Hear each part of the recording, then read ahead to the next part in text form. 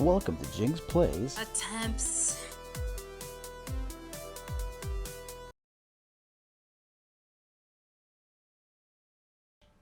Hi guys, and welcome to Jyinxx Attempts to Play The War of Two Suns, D&D 5e homebrew, and here's Dallin.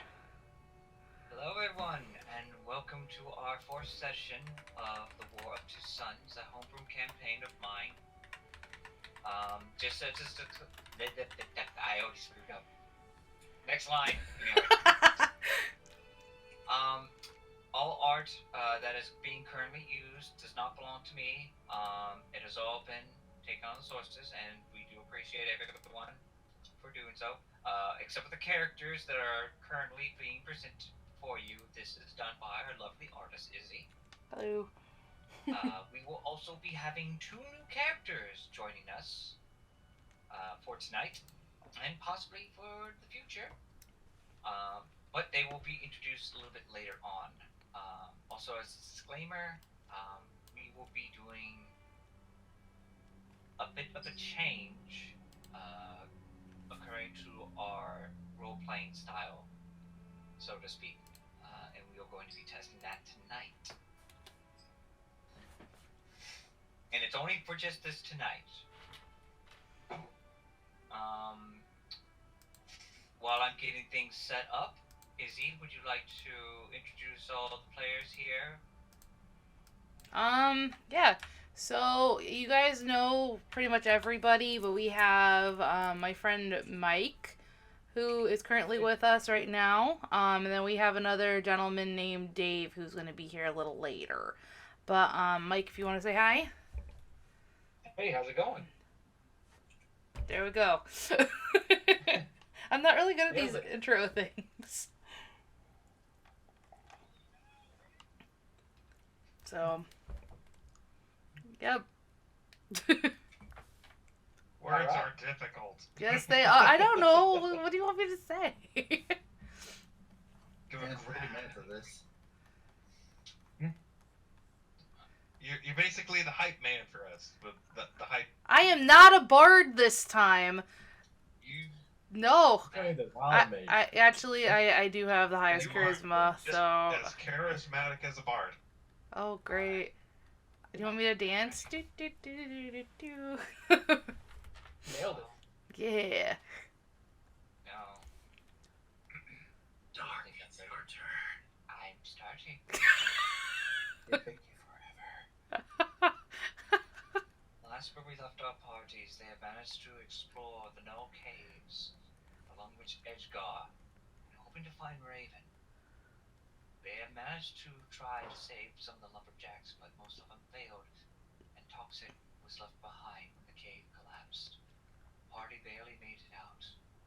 But right now, we're going to go a little bit further into the future. Not too far. Possibly just a couple days, maybe a week. As the scene takes place, which seems to be in a dark area, and then a light illuminates this ring, and you start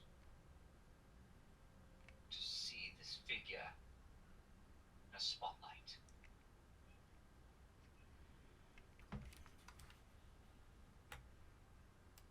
A drow figure with white hair, a lovely fashionable cloak and attire, with a small sword on his side, standing before a very large crowd of people.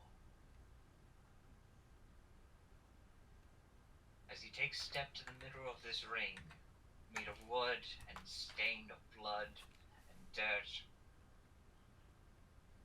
he claps his hands, and then the music starts to play.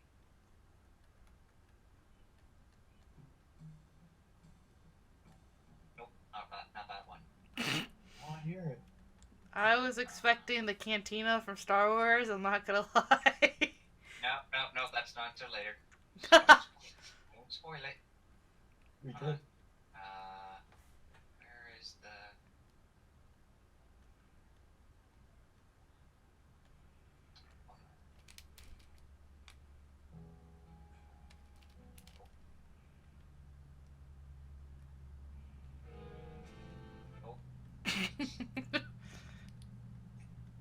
times a turn?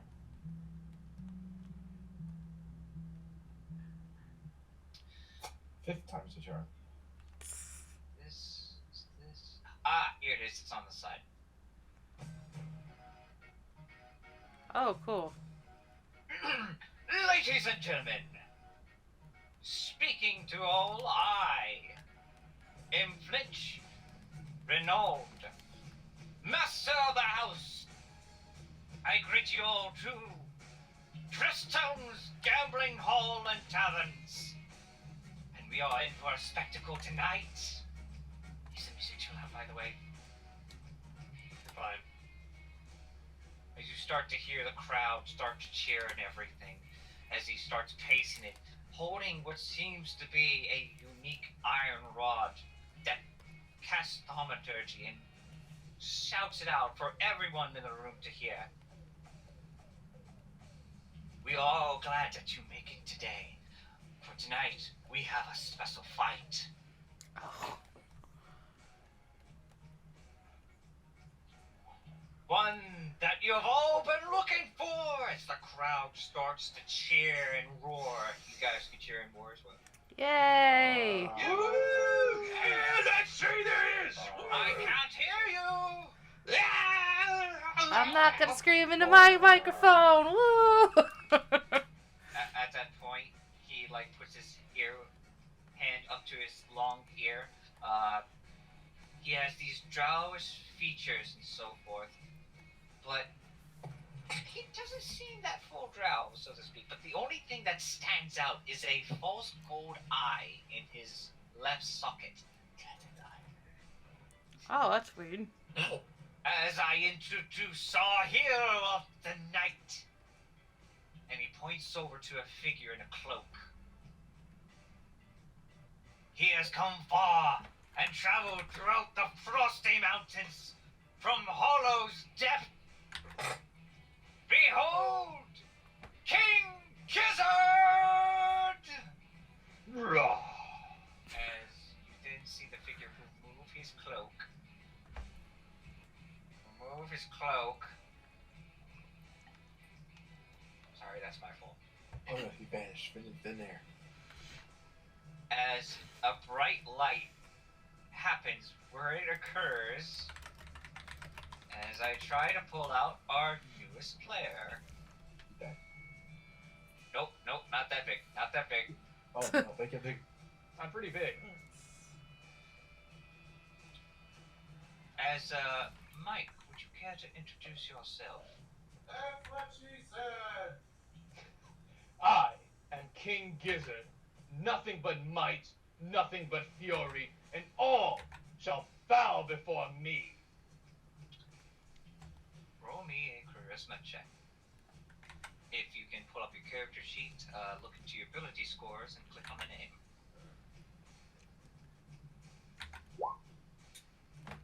Oh, no, that's a save. Let's see, it should be a little bit further to the left, Big numbers on the side. The big ones. Oh, slightly better.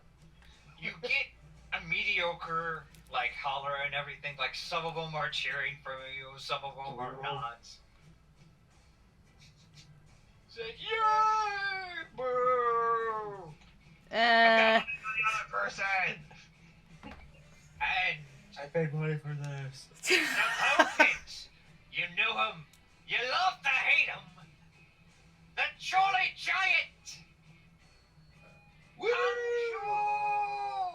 Conjun! Yeah! As at this point, you see this big, burly, greased-up man without a shirt, long flowing black hair, and a necklace full of what seems to be jagged teeth.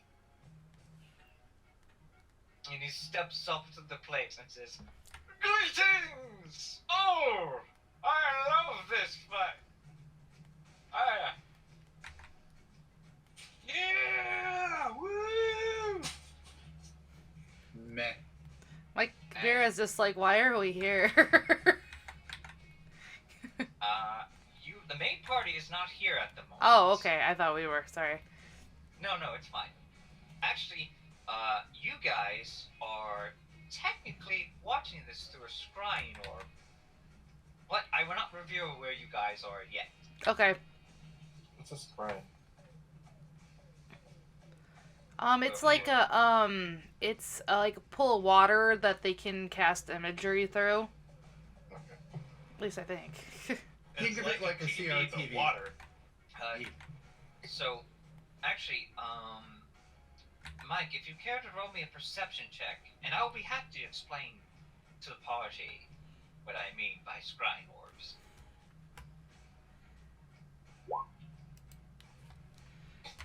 You notice that you can't really tell where exactly they are, but basically, you look over here, you see this large orb, and it's illuminating with magic. But you know that these fights are recorded for everyone in the arena to see you.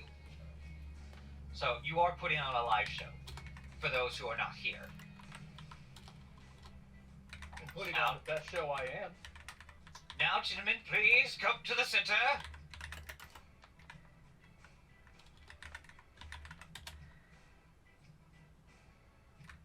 I want a proper fight. Make it clean. Who cares? Make it as bloody as you want. No killing, though, as he just daintily just walks up the stage. Kick his scaly ass! And then you just see Kaiju looking down at you and search. May the best man win. And he sticks out his hand. You know, he said, no killing. I don't think I agree. This is a non-lethal fight, because Of course. there's no weapons. He's all It's- talk. This is purely fist-to-fist combat. Alright, do you shake his hand? I slap it away. Slap it away. Oh god. Motels. You then see Kaiju just smiles. Oh, I like this! And cracks his knuckles. And you may now begin. Ding ding! Alright, I need you to roll me initiative, Mike. Boom. You need to click on your character sheet, your character's icon next time. Okay. Before you roll. That's Thank you. fine. You started out, but thank you for the reminder, Star. Alright, and I gotta change up the music.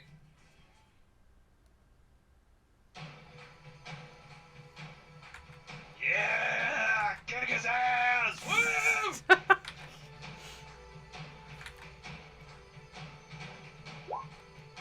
Alright, he rolled a 22. And I need to turn down this music before I start breaking people's eardrums.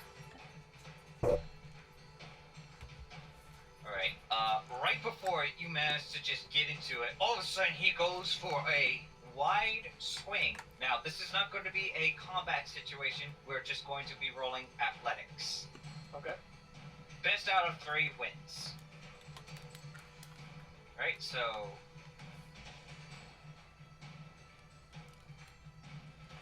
he is gonna roll his athletics score, and I need you to roll yours. You can Alright. roll athletics or acrobatics for the attack. Okay. We're gonna roll athletics.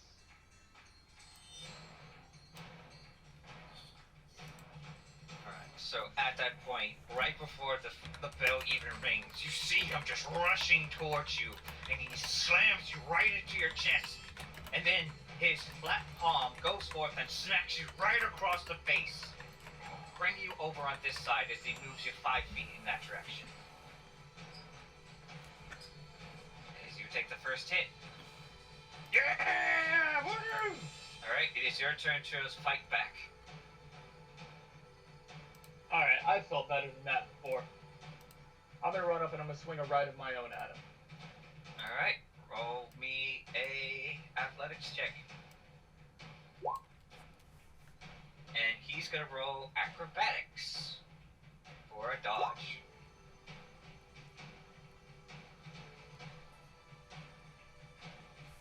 You're keeping this as a spectacle, but this time you start to go low. You bring out your claws, and then you manage to just swipe right at him. You hit him square in the chest as he just like stumbles back a bit. It is now 1-on-1. He's a cheating scaly! Yeah, what are you gonna do about it? For those of the party who are watching this, you cannot hear them, but I would say someone else shouted this out. Alright, let's see. So he is going to take his action, and he rolled a 20 for his attack. So go ahead, roll me athletics or acrobatics for the dodge. I'll roll an acrobatics. Alright, right before you think you can manage the dodge, he goes forth with a feint and then grabs you by... Do you have a tail? Yeah. Yeah. You try to dodge over in this trade to miss his attack, but instead he steps on your tail and then grabs you by the back of your horns and slams it down on the ground as you take your second hit. Alright. It is your turn. It's just a flesh wound, I say. And I go to try and sweep his legs. Alright, roll me a acrobatics check.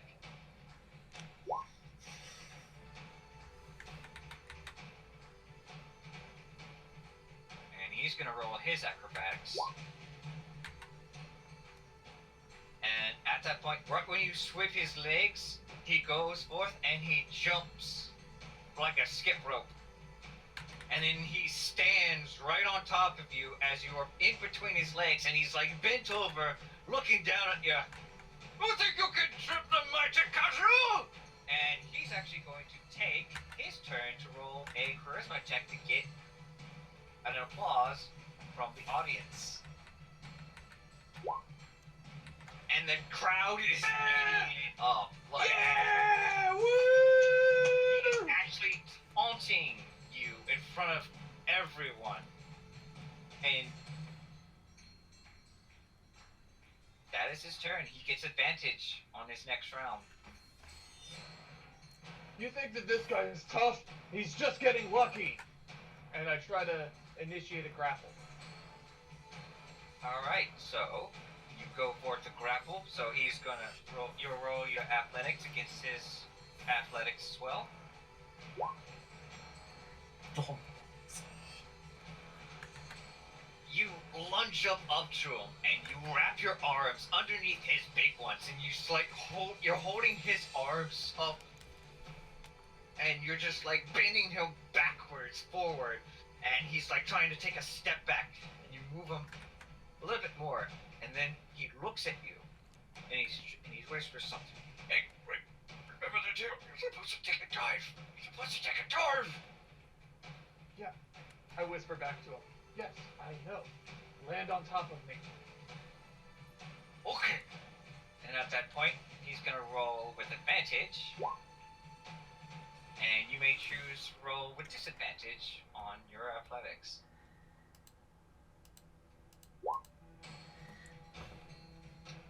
At that point, as you start to get him close to the ring, he then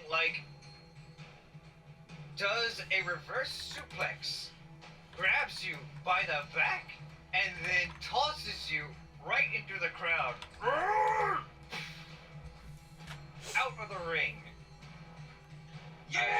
No damage, as this was all set up. Yeah! And there you have it, folks! We have our winner! Kaiju! Kaiju! 10! Kaiju! Kaiju! Alright, King Gizzard, as you start to get yourself up, he goes up to you and reaches a hand and helps you up. Great fight! Now get out of here! And shoves you out of the room as you start to see the people throwing stuff at you. He's like, "Ah, just for show!" Boo! I hang my head down and just walk away slowly. Roll me a performance check.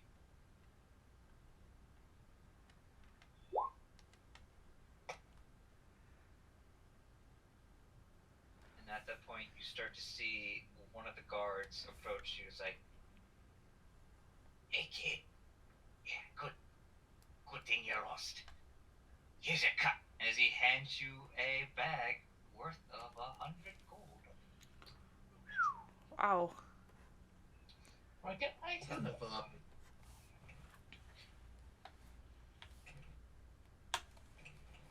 As you then step through the halls, and then we get to show you the gambling hall.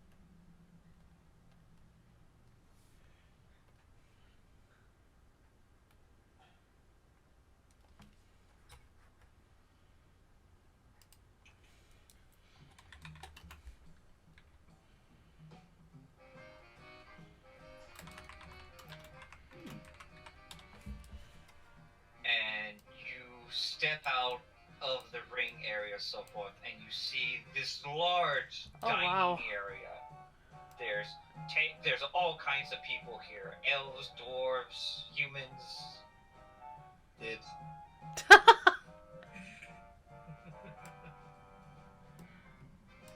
You notice that there are tables where people are playing cards and such.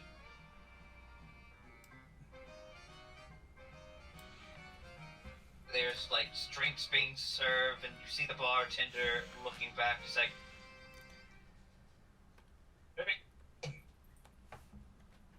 "Hey, Miles! Miles! Yeah. 2 chopsticks! 2 chopsticks." Where do you walk? Are there any empty seats? At the bar? Or empty tables, I guess I should specify. Before you manage to do that, you happen to see one of the counter girls walking up towards you. And she is a human woman, very large in physique, red, brownish hair, all bundled up in a big ponytail. She walks up to you. "Hey there, Tiger." Hey, how's it going? "Doing good." As she like goes up to you a bit. "I saw the fight. I liked it." Yeah? You like losers? I think they're more second play. Roll me an insight check if you wish. Sure.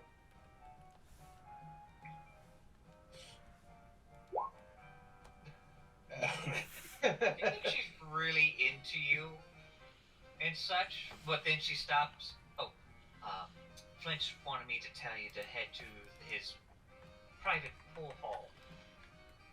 There seems to be a couple guests that he wants to meet." Yeah, alright, that sounds about right. Alright, Thank he you. He points you in this general direction. "I'll let him know that you're in there after he gets done pleasing the crowd." Then she steps forward, and Flinch is like still echoing, "Who wants to fight Codger next?"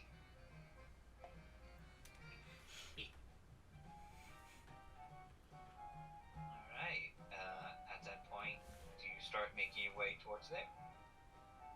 Yes, I do. Alright. You can control your token using the directional pads.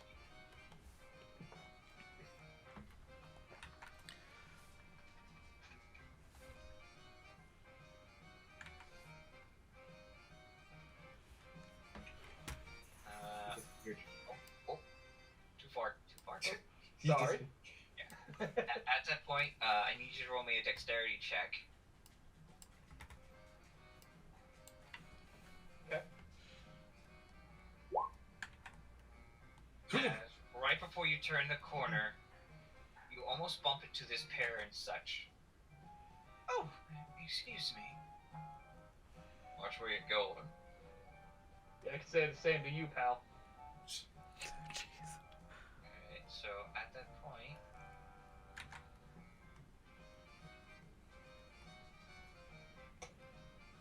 as you walk back,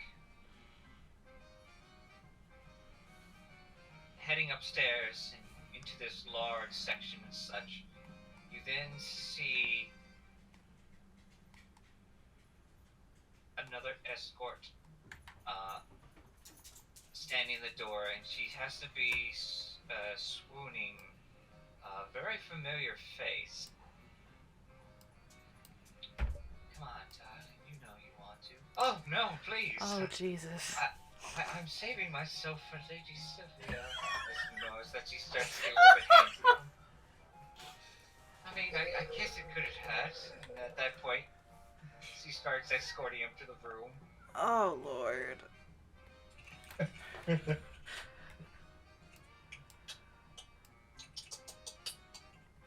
So, as you make your way around the corner, you then see a guard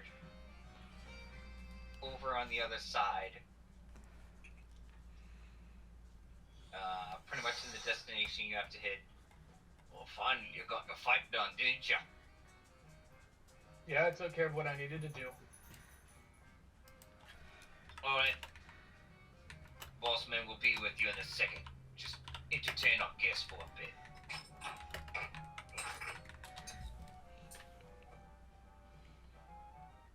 And as you open the door, you then see our group of heroes. Wow, Toxic got pale. I was gonna say, he looks a lot like Toxic. Did the time in the caves really do all that to you? Jesus Christ, guys. Yeah, if you had actually looked below the belt, you'd notice that this is an entirely different dragon. Why did my eyes go there? Why would your eyes go there? You ever say Satana, not in her armor, however, more in civilized brown, red, maroon clothes. She's not wearing a dress, she's like wearing leather pants and a shirt. She's unarmed, and she's just like cross-armed, closed-eyed, and she doesn't feel very happy to be here. Well, we needed to resupply somehow. I'm more pissed off that that man has not come here yet. He's making me wait. Shouldn't be that long. Important people always love to flaunt their power by making people wait. You get used to it. Are there any snacks on the table? I would pretty much say there's a smorgasbord of snacks and treats, fruits, sliced bits of meat, cheeses of all sorts, and there's Cool. also wine. There's plenty of wine. Oh yeah, Mia's gonna try some wine. Sylvia absolutely has a bottle in her hand. Is there any water on the table? There's a pitcher of water, so to speak. There's no visualizations on it right now, but I would say there is. I drink straight from the pitcher. I Roll a con save.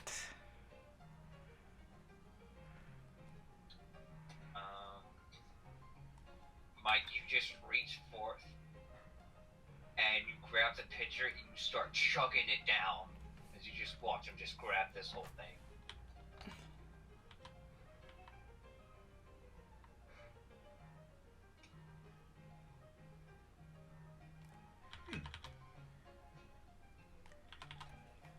Alright, you take a seat, King Gazette.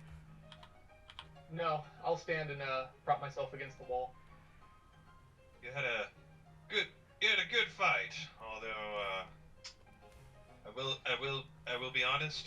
I put money on Kaiju. It's a safe bet. He's a tough man. Why were you fighting? Spectacle sport. Do you fight? Me? No.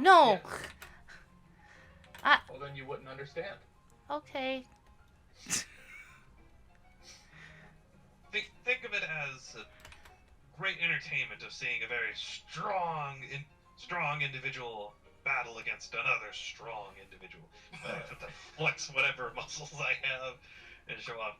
You gotta show how powerful you are, and it's basically just everybody's like, ah. You top worlders are so weird. At that point, you then see Mr. Flinch phase right through the door. Not open it, phase right through it. Sorry I'm late. Sylvia's going to give a little bit of a stink eye. Roll me arcane check. Ooh. Anyone. What is my arcana? Boof. Hey. Oh, Well, God. Oh, come on! We all saw.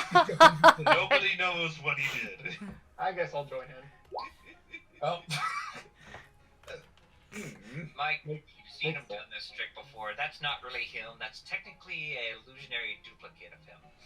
He does this in order to, like, keep himself safe, but also keeping himself in one place and another.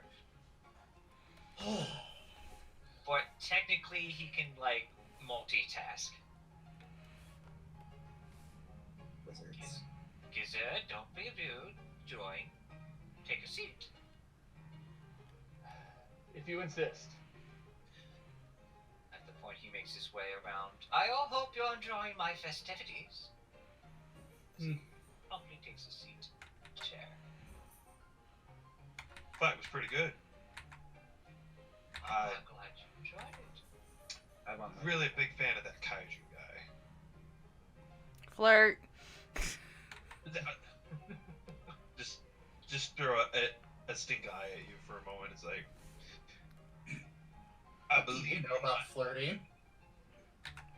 you run an excellent entertainment industry here. Very surprised I haven't heard of this before. Roll me a charisma check.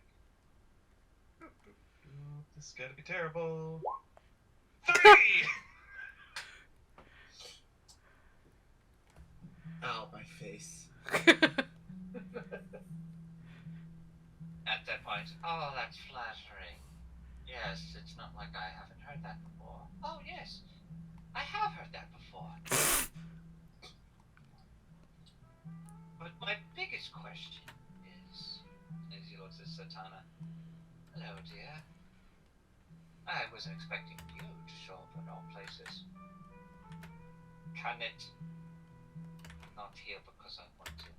Oh, but you came here of all places. I am definitely flattered. Gizda, do you take a seat at the chair, at the table? Yes, I do. Alright.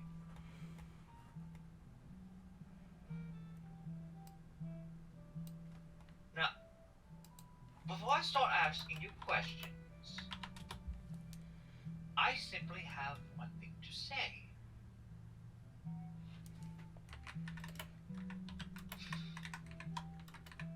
As he takes a deep breath and doesn't really say anything for a moment. Riveting. Oh, sorry, I got distracted. One of my escorts was having a problem with someone who was touchy. Isn't that the entire point of an escort? Well, yes, they have to pay for it though first. Was it a Unless- bard? No, it was a dwarf.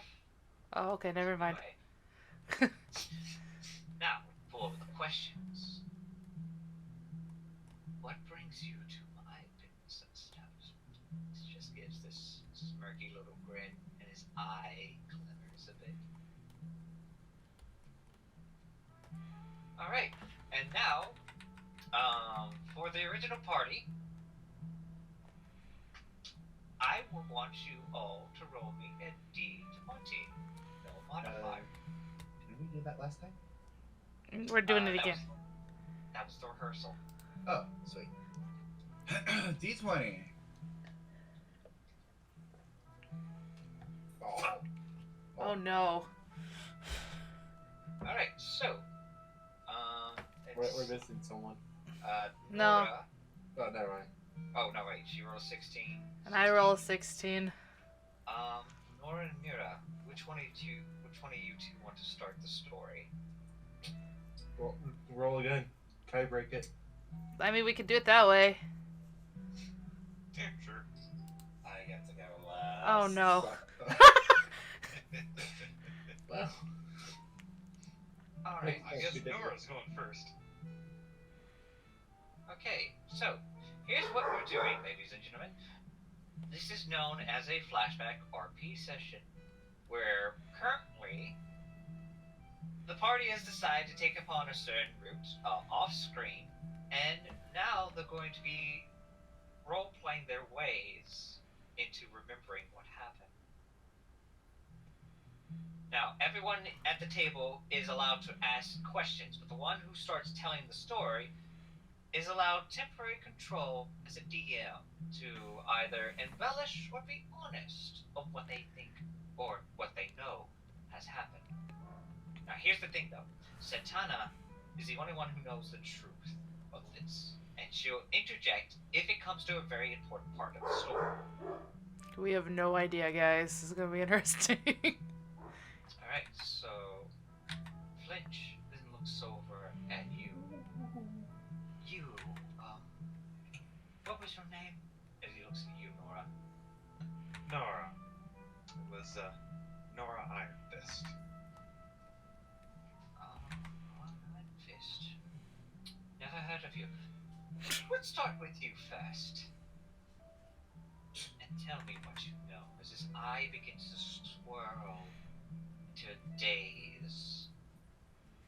It starts to illuminate with some kind of magic. Then begin describing your story. Out of character, where do you want me to start us off at? I believe the best part is where you last left from the last part of the campaign. Okay. Now, Mike, you are free to ask questions about this too, because this is technically a flashback. If you have a question, you have to ask Nora. where's the flashback music? I am getting that right now. Really wishy-washies and stuff. I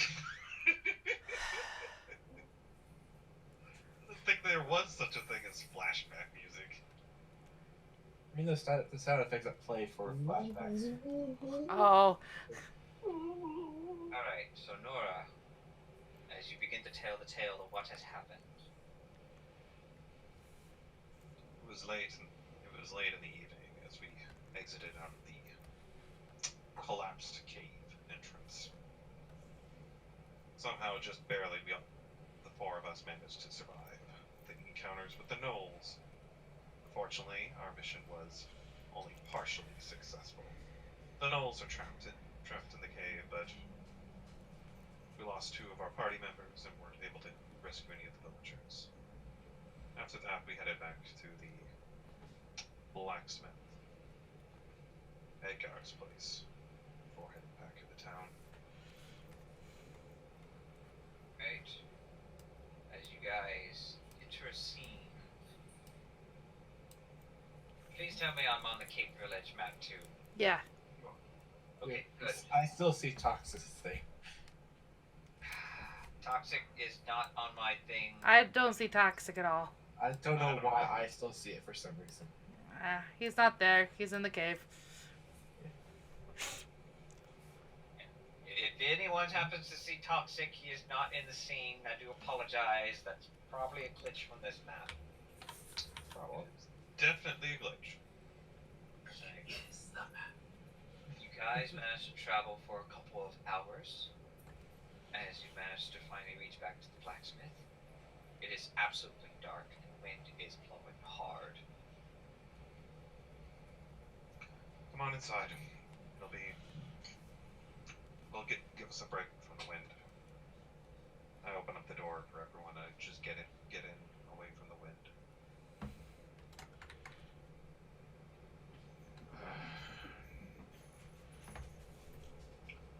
As we all head in, I just rub my face and like, Edgar's dead. Villagers are gone. Dead too. This is a shit show.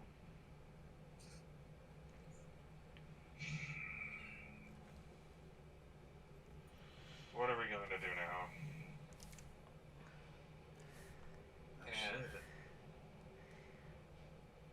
Well, Yes.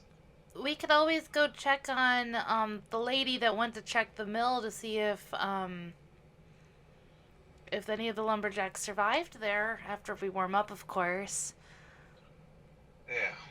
I'm gonna, and I will take the time to search through the blacksmith, uh, search through Edgar's smithing area for anything else of use or anything to keep away from the mercenaries that are approaching the town. Anything else? You're explaining this like a story. Oh, sorry. We'll search through. We searched through to make sure that we removed any of the valuables from the blacksmith area, his house. And you also say you can make it to a point where you can make another character do something. But if they object to it, then you have to roll a deception check against their persuasion check. Just to add that detail into it. Okay. So the party spent some time warming up, and I spent enough time to look around and grab my own set of smithing tools from the blacksmith.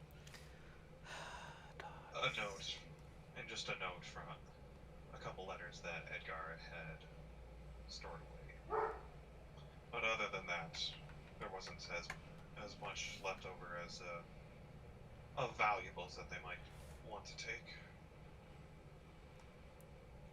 Didn't you grab his shield, though? No, he took his own shield. Oh, I'm sorry. I thought he left it. My bad. Roll me investigation check, Nora. 20! Oh! You guys managed to find a couple of things. You managed to find your blacksmith tools and anything you can possibly find of use. What were the others doing at that point? I believe Mira was warming up, Sylvia was probably assisting with the searching, and Egna was attempting to steal anything that they could. Right. What did I roll again? Do you agree with what he said? Edgar has standards. I would be the one looking for things. So I roll. You roll a persuasion check against his deception check. Would I Is also he- roll? Who's advantage and disadvantage? No advantage or disadvantage for this one. It's just simply like Well, No one Right. believes you. yeah. Well- Well, and let's see. What did Egna roll? okay. Yeah. I just have to make sure I didn't roll one as well. So Egna, you actually get to interject in this part of the story about what you really did. Let's see. Edgar has standards. Let's steal from you. Sylvia might. I just want to say I basically just did steal. As Egna was just standing there, just looking around, and Looking everyone else. around, being observant. All right. Egna, roll me a perception check.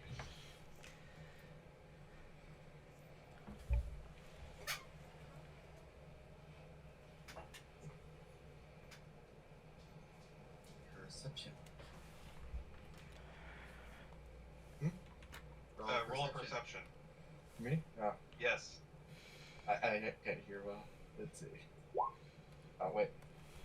Wrong one. 22. Nora, you Oh. remember that Egna wasn't really stealing, but she was looking around. Like, she was staying still. But there was a couple of things that she eyed, and she was very thorough. So, Ever- what happened next?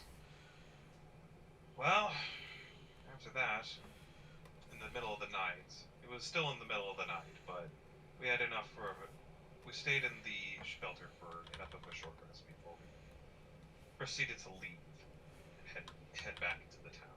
It's still the dead of night, but we We needed to get back into town as soon as possible. So let me get this. Before we did it. Yes, go ahead. You decided to stay in an abandoned blacksmith and during a blizzard. It has a forge. It had a forge. Forge the fire. The forge isn't gone. Technically, the forge is outside. And the There's a forge would have fireplace been in here, unlit. right? And Yes. the forge was unlit at that point. But I was saying you can roll me another persuasion check to convince Lynch. I assist if possible. Yes, you may. You can also do that as well. Do I also roll persuasion, or do they roll the same? I'm gonna roll persuasion then. 5! I would pretty much say if you roll persuasion, you'll take control of the part of Be good that you got assistance on that. There we go. Alright, so wait. So you decide to light up the forge again as he then turns to Sylvia. Well, Nora has experience with blacksmithing and may as well get a little more while we still have materials around.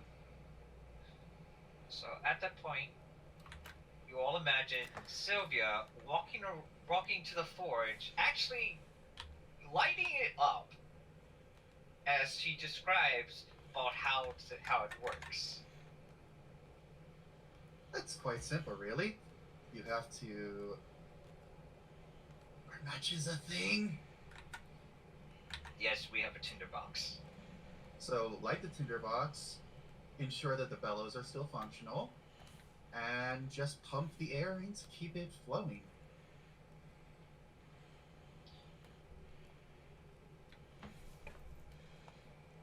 Ta-da! Heat. Ah, yes, very fascinating. As at that point he starts to get a little bit bored. What happened next? At the point he spoke to Nora. At that, I forged. At that, Sylvia required a few more arrows, apparently, to be created. It only took a little while, just an hour, and a blessing from Moradin, but Do I get That's to right. roll for arrows? I would say roll me another investigation check.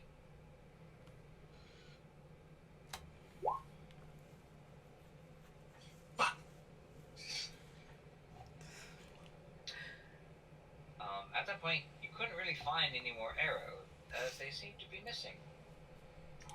yes, Maybe but melt down I had some of the taken scraps. but I had taken some of the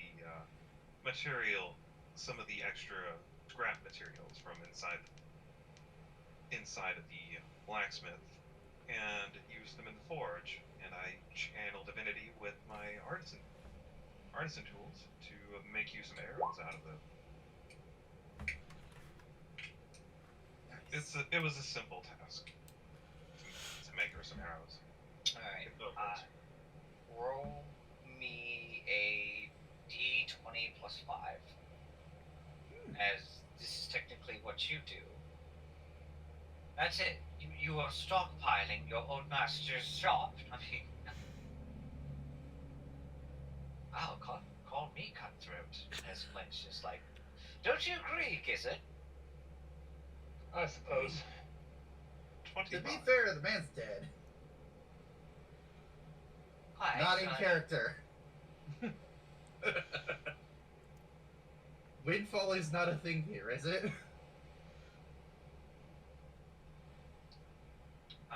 You managed to craft about 25 arrows out of all the supplies you can foster. Hell yes. You got 20 though. Oh no, that's how many arrows they gave. Yes. If I would have been special, no, this is not 20.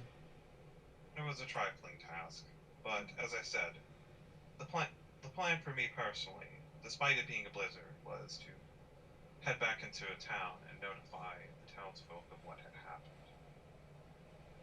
Even if it was the dead of night in the middle of a blizzard, we needed to notify them as soon as possible. So I take it you took your party and decided to head out once the blizzard was gone? Oh no, we left in the blizzard. But before we did, I cast sacred fire on the blacksmith and lit it up. Alright, so out of characters, does anyone object to this? No, Nah. this is what I would do. I was gonna actually say, like, interject that we went right away. No. I think it was more he's about the burning of mentioning that. blacksmith. Yeah. So at that point, after spending hours of doing craftsmanship and so forth, you're just sitting there from Nora's memory, trying to warm up. And Sylvia, you managed to get all the arrows that Nora generously made for you. And Edgar, you're just standing there looking around. Just doing what I do normally.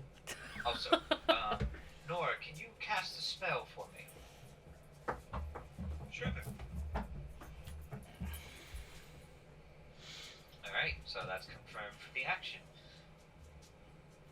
And then you head for the blizzard. Head into the blizzard. Light up a torch and just head into town. Head into town. Right. It was in the middle of the night and it was cold and windy, and I needed help from Edgar to lead the way a couple times as I felt myself getting lost in the dark and in the cold wind. But eventually we managed to find our way back into town and headed straight for the town hall. Edgar, roll me a survival check with advantage. Survival check. Advantage.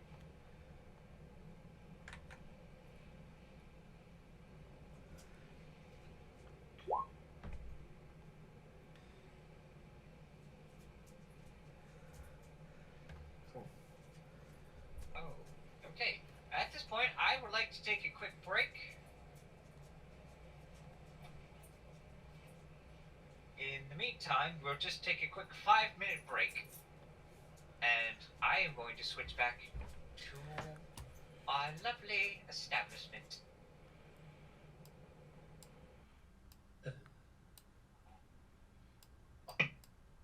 Hello. Hey, Dave. This is our other player, guys. This is Dave. Hey, where? Hi. Welcome. Great. Perfect time because we just took a short break, so it's like perfect coming in time. Thanks for the arrows. Yes. The people of those appreciate the arrows. Oh, I am going to. I have 45 arrows now with a +7 to attack. Wait, why do you get all the arrows? Okay, I'll give you 10. Because I have like a short bow and I need to sell all my stuff. Yeah, we'll hopefully get to that at some point. Yes, I have like 20 pounds of hempen rope. I mean, you can give some of that to me. No. Give me some rope, damn you. No, you're not used to it for what I know you're going to use it for.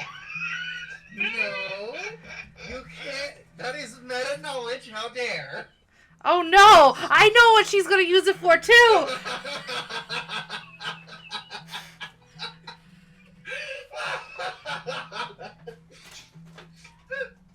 No, my bondage rope.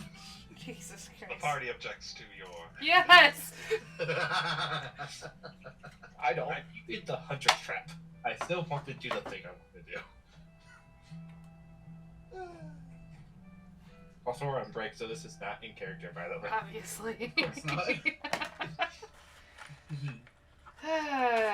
But yeah, I still want to do the thing with the hunter trap, where I just trap someone in place during combat. Better not be me.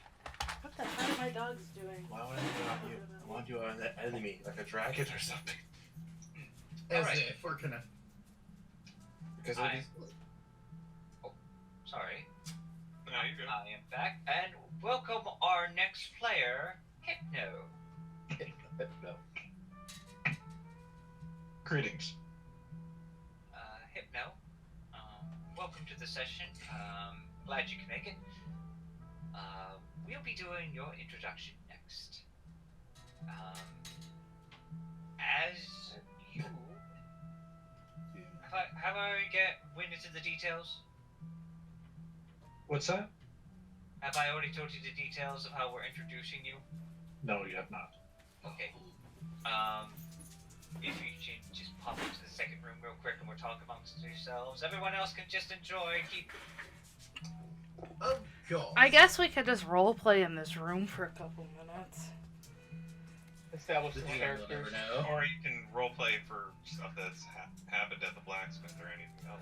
Also, something worthy of note, I don't think that I can even have the dream sequence What do you? that I commissioned. Oh, Because I'm an elf and I don't sleep. I only go into a trance. You can force yourself to sleep. shh.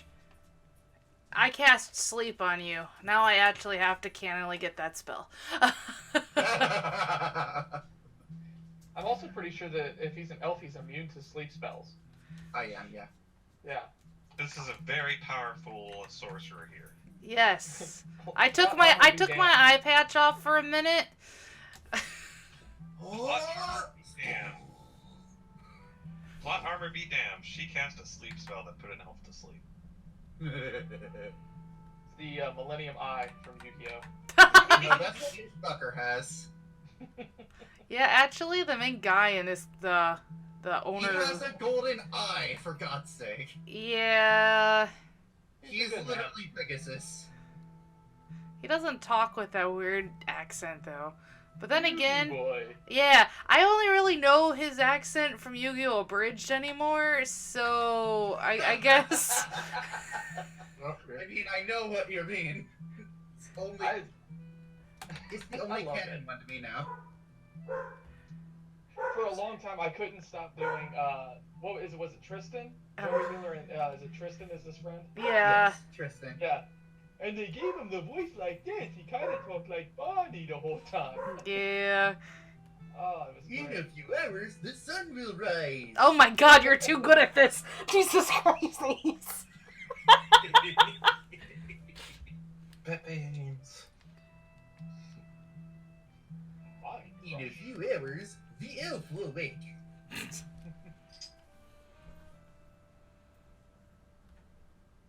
Vengeance be upon you.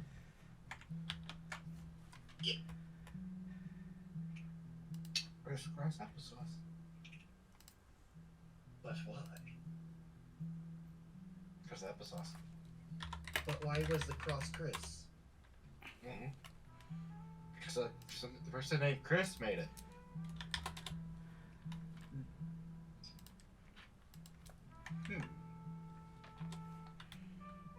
You know, now I'm kind of wondering about the origin of that terminology. Chris Cross? Yeah. Yeah, because someone named Chris made a shot. So they just kept it. I just realized with us going to the blacksmith and then directly heading into town, we're not stopping at your hut. I'm sorry, Mira. It's fine. Wasn't much in there. Yeah, my The hut's tea is like. burnt again.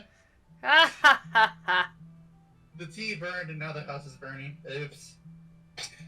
You guys burnt tea twice. Hello. Welcome back. Pristine TM will join us shortly. Oh no, that's not good. Everyone hide. Look up the etymology of crisscross. And apparently it's from Middle English Christ's cross, then turned into Christ cross, and now crisscross. Huh. So you are Christ crossing applesauce. Yes. So you have betrayed Jesus and you made applesauce. Fantastic. Alright, I am back. So, I've made applesauce before. at that point, when Nora, you try to continue on your story, all of a sudden there's a knock at the door. And may it know. Speak. What is that say? May Olmec enter. Oh, yes, yes, come in, come in. New knock who it is. It's the room. As would you like to describe your character as you enter into the door? Older, turtle, kind of dirty, but wrinkled, old. Kind of walking funny. Has this stick of a cane that's kind of got a gnarled, rooted shape to it. He's got a bundle of scrolls in his arm and a couple of quills, just a little disheveled as he comes in.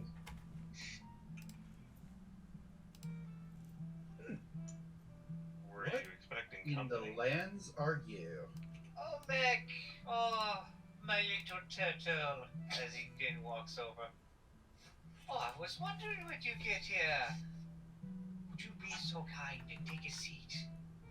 They're about to finish up the story.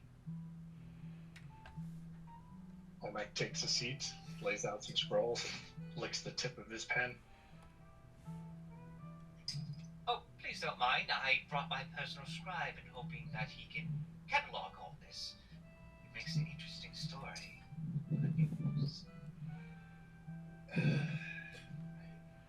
Alright, at that point he looks at you, Nora. I think we have enough of you telling the story. Let's see, who else shall tell it? Gizzard looks at Nora and says, "You're a terrible liar." You're a Whoa. terrible wrestler. Oh. You gotta make a constitution check for that bird. I will say roll me a charisma check. Or charisma saving throw. Against Omeg's charisma check.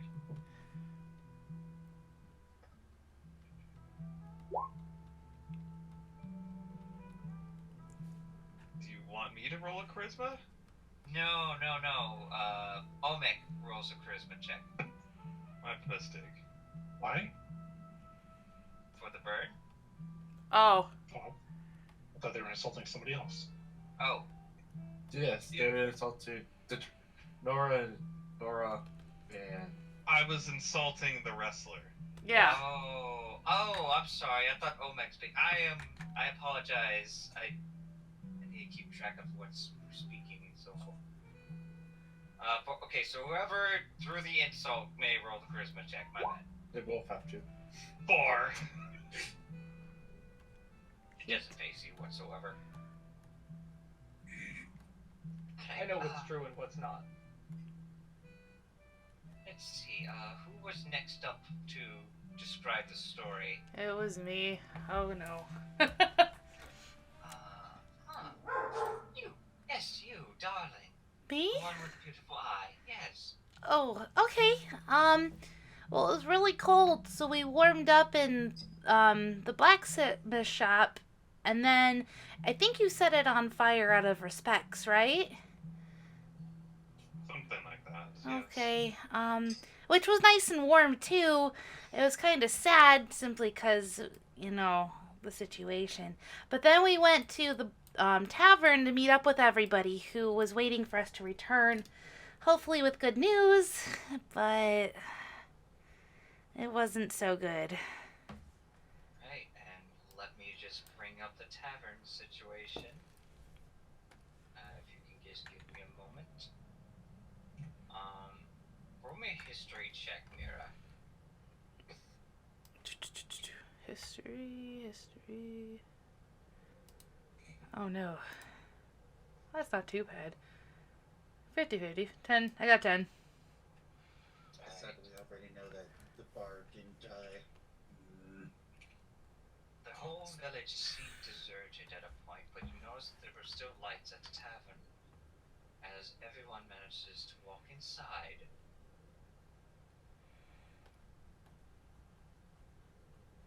And there were a few people.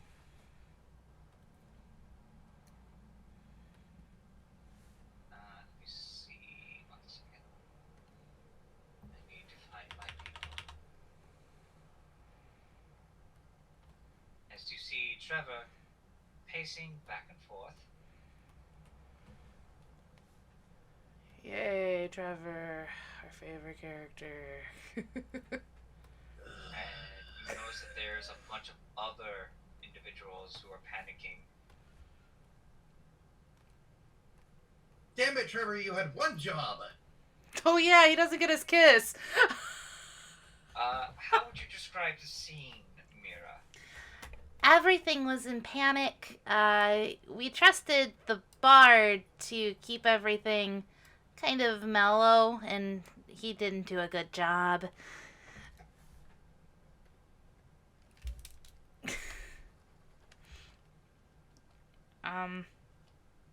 So sorry.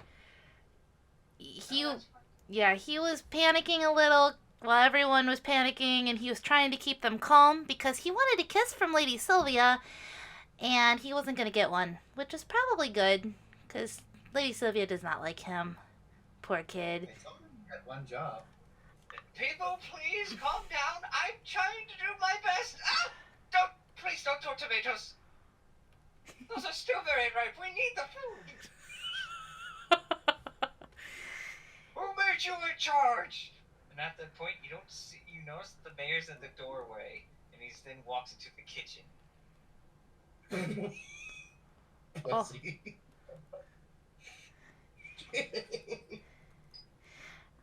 Lady Sylvia noticed the mayor walking into the kitchen. I'm not sure if he was trying to escape the angry mob that was about to hopefully kill Trevor. And she decided we should go that way, and I followed Lady Sylvia, so that's where we went. Mike, are you getting all of this?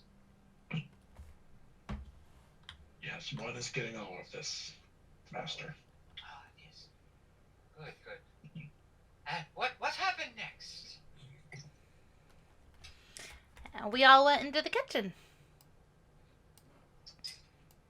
Does anyone object? No. We especially avoided Trevor, though, because Lady Sylvia thought it was funny he was panicking. One question before we continue. Mira, did you know thaumaturgy? Know what? Know the spell thaumaturgy? No, I don't. Okay, never mind. We're good. I've never heard of that spell before. What's it do? It's probably one I should know, obviously. It's like the demon version of prestidigitation, but to the kitchen. Oh, I know prestidigitation, though, so should I have that instead? Nope. Okay. Nope. Actually, you know what? Nora, roll me a deception check, and Mira, you can either give them disadvantage or advantage to say you have thaumaturgy. Sure. Because I'll give you advantage. I really don't know what that is, so, if we're adding it to my spells, I will gladly take more spells. No, we're not added to your spells. We're just saying that's what you did. Oh! Because I don't like Trevor. No, because you're trying to convince Flinch about what is happening. You're trying to impress him. Oh, okay. I remember you using thaumaturgy to get everyone to calm down, at least for a minute or two. I thought I just used charisma, because I mean, I have a pretty high charisma score. You use thaumaturgy, deception. Okay, I did what you said I did. Alright, roll me a deception, Nora, with advantage. Oh, I see what you're meaning. Okay, I'm dumb now. I'm sorry. Yeah, that's exactly what I did. 18. Alright, and, wait, what did you do with thaumaturgy? What's that have to do with anything at that point? Flinch is just like, what can you do? Does this sound like anything? Is it? Imagine you've got an angry crowd. You've got to get their attention. What do? You use thaumaturgy to be louder than the crowd and shout at them, "Shut up! Be calm and sit still for about 2 minutes." King Gizzard pipes up, why not just yell yourself? Because I magic seem- is louder. Do I seem as intimidating as you? Gizzard, Clearly not. if you care to roll me an insight check with advantage. Uh-oh.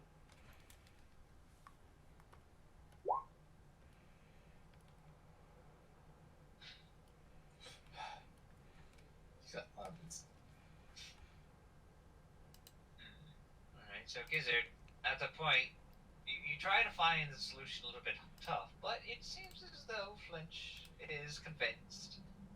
And you also get a little bit convinced as well that apparently that they were trying to calm the crowd down.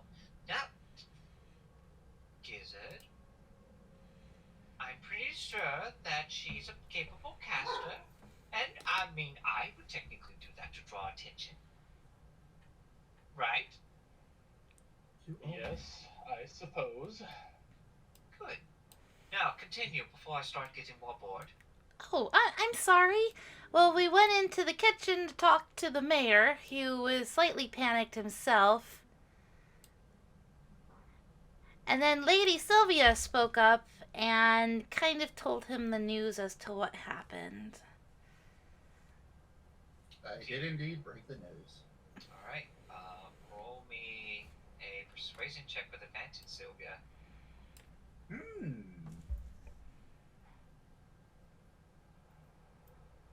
Or you can roll me intimidation check with advantage. Either way, it's a 1, so... Alright, and at that point, I would say the mayor starts to panic more. Could I use charisma to calm him down? Use words. Well, we're just... As you guys... describe the situation. As you remember him actually, like, in a panic now. Oh, no. Calm down there, Ginger. Oh, Jesus. You know, can I roll? I'd like to see what's around here. At that point, the mayor was freaking out, and Lady Sylvia wasn't even being able to reach him. It was not a good situation. Normally, Lady Sylvia is able to talk everybody into cooperating into what she wants. This was the first time I think I've ever seen her not be able to do that. And, apparently, the one with beautiful black feathers was looking around. Oh, yeah, Ega was looking around. She usually does that. Alright, Ega, roll me a perception or investigation. They're both the same.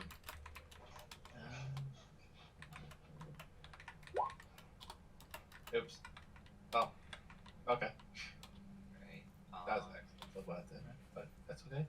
Ega, you happen to find what seems to be a couple scraps of food and so forth, firewood over on the other side, while the other two were trying to convince the mayor to calm down.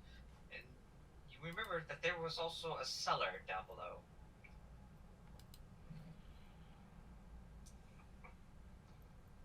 Let's see. I would have investigated inside the cellar to see. Alright, Mira, do you object? I don't remember you going down into a cellar, but then again, we were kind of paying attention to the panicking mayor at that time. It seems like something she would do. It does. I believe she went down into the cellar while we were trying to help calm down the mayor. Alright, now, Eka, as you go down to the cellar. Oh, wow. Where am I? Oh, hello. Down here. With that rolling of investigation check, I would pretty much say that you managed to jack at least 4 bottles of wine. Okay. Oh, down here. Along with an extra 4 days of preserved food.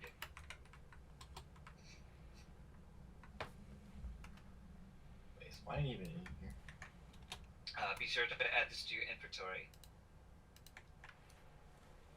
Wine is... It is not in the compendium. You have to manually add that. So 4 bottles of wine.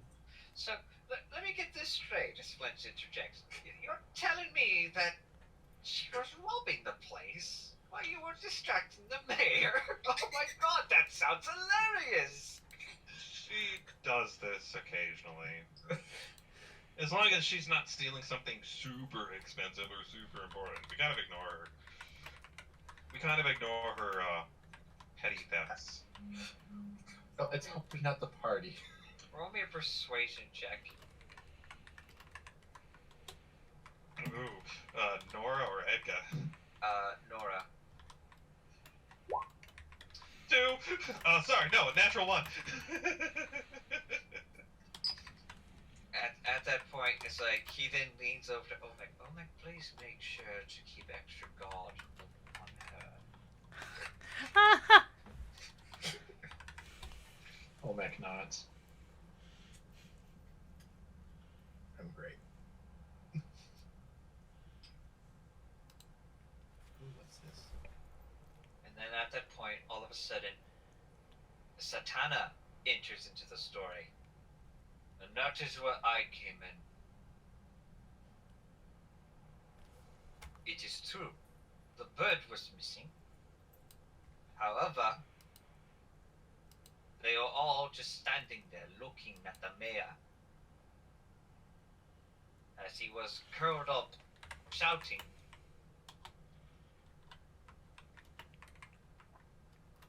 As I told them of what happened at the lumber mill. You don't say, Satana. And you were there this entire time. I decided to bring them upstairs for anyone who decided to come along. Does anyone object? Nope. Nope. I I can't say say- anything about this because I was downstairs in this cellar. I would go upstairs, but tell the mayor, don't Say anything. go to your home. Put on a brief face. Don't add to the panic. And at that point, you guys start to follow. As Satana takes control of the Yeah, story I'm back. for just a bit. Nope, you're still downstairs. Oh, I loop quickly. You're not telling the story though, it's Mira's point of view. Oh, Get back down there. I was hiding in the shadows. Okay. Roll me a deception check. Is As this you good or- interject about trying to be there, and yet. Eh. Alright, so Flinch is actually going to roll his insight check. You can blend into shadows. Yes. Oh,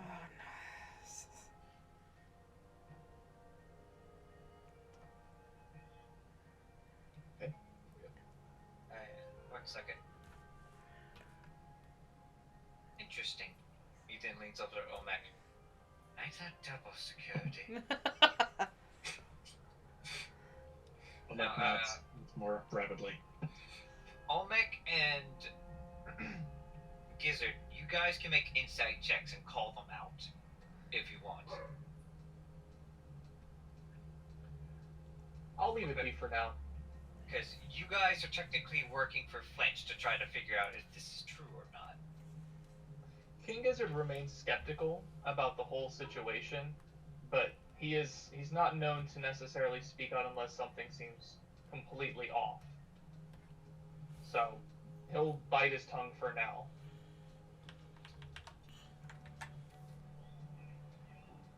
Alright, so at that point, you guys then go upstairs.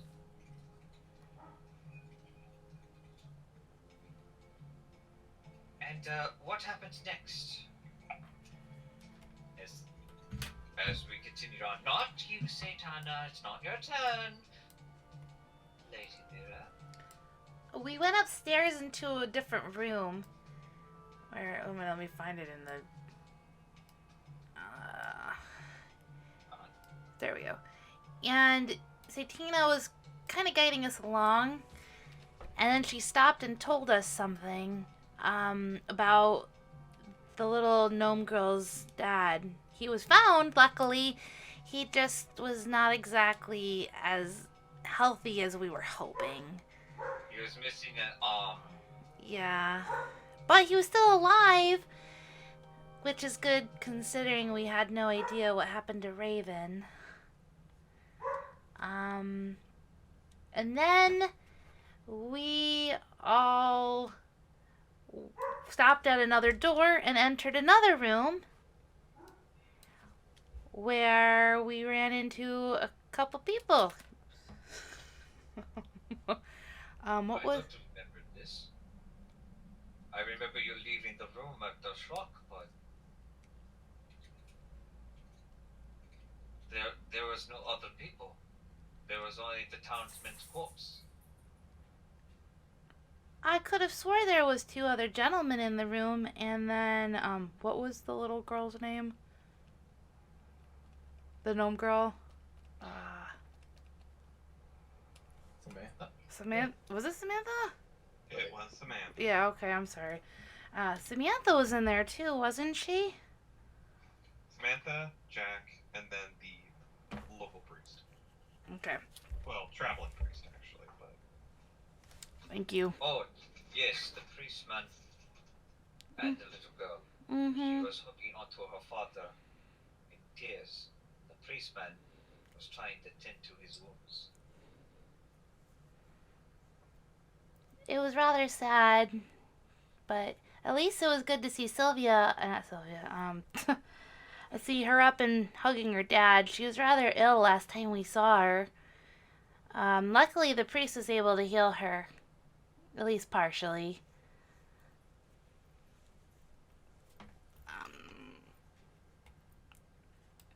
I don't. I believe I had also quietly swiped and handed over the Jack's food that we were originally supposed to give. And whispered, "You can break the news." And turned away. I couldn't face them after the failure. Mira's not good at this. So was her dad awake? Or is he completely passed out? You determined that yourself. Oh, One jeez. moment, I'll be right back. I'm so bad at this. Don't worry, it's gonna be worse when I try to do it. Oh, No. I've never done roleplay like this before in my life. This is storytelling. You'd think I'd be good at this because of the comics, but I'm really not. Well, it's a little bit different because this is, in a way, improv. Yes, it is. Improv. Okay, well, since he stepped away, I gotta figure out what's gonna happen. Give me a minute. I'm back. Okay, well, Too late. I had no time to do that. Alright, so I remember Sylvia going up to the priest and pulling him to the side and telling him that we weren't able to find Raven. He seemed rather shocked. And at that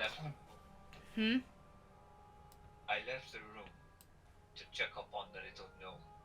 Dwarf, I'm sorry. Racist. No, it was a slip of the tongue. I was thinking of the little girl. Your story is very confusing. Rolling persuasion.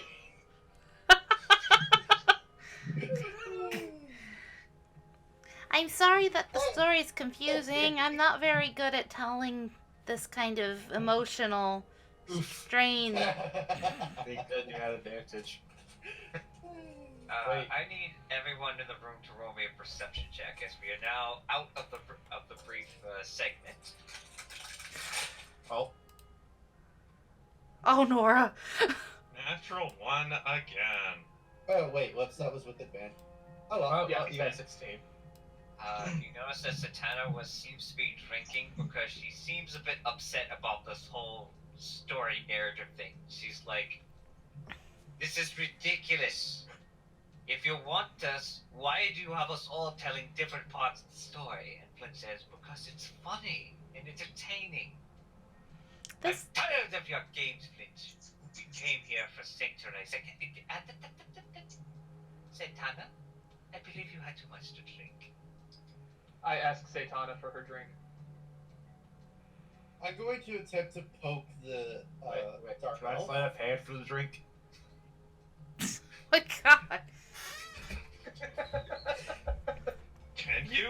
I think everyone is looking at said drink. I could try. Okay, time out. What's happening to the drink? We're drafting I'm the rest of requesting it. Yes, and I'm going to try to slide up hand and take it, or he can take it. I'm gonna say that will be a disadvantage to sleight of hand. Because everyone. And then watch me get a natural 20s. Okay. Let's try it. Oof. Alright, what's everyone's passive wisdom? 12. 13. I saw it. Passive wisdom. Yes. I Your have- passive perception. 9. So would it be an 11 if my wisdom's 11? If you have a +1. Oh no, I don't. Okay. So it's usually 10 plus your modifier, and Okay. that's your passive. So yeah, no, I didn't. I got a 10. So I was probably too busy being, oh my God, I don't like talking in front of people, especially people from the Underdark.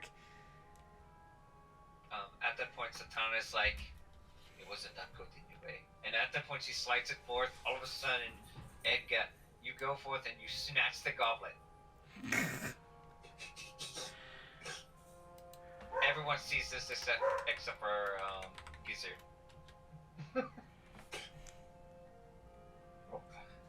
As he was distracted by Sylvia standing next to him. I'm going to attempt to poke the dark elf. Do you allow this, Gizzard? The No, dark elf, absolutely not. not Gizzard.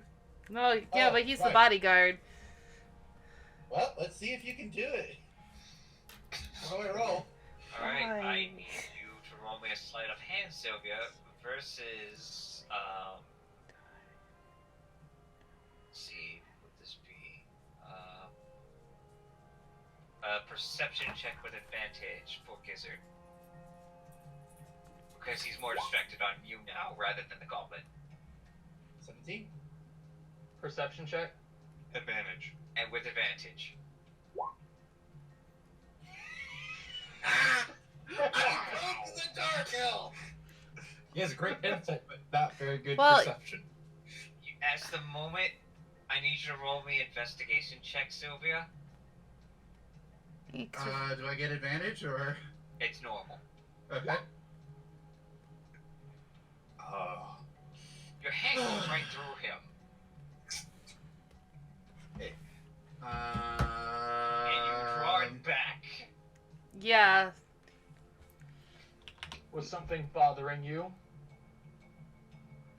That man not here. He's not there. Of course not. You saw him At the- phase through the door. Is he a ghost? At I that just point, let out a Flint, very long sigh. Flint Okay. technically comes back into the scene. Like, his consciousness comes back into the illusion. It's like, oh, I am sorry. I had to talk about a food order with my chef. Apparently, he's not happy with what I'm serving. God, orcs can be such troublesome when it comes to certain meats. Anyway, what did I miss? Nothing. Nothing. Sylvia's going Nothing to at all. pout a little bit.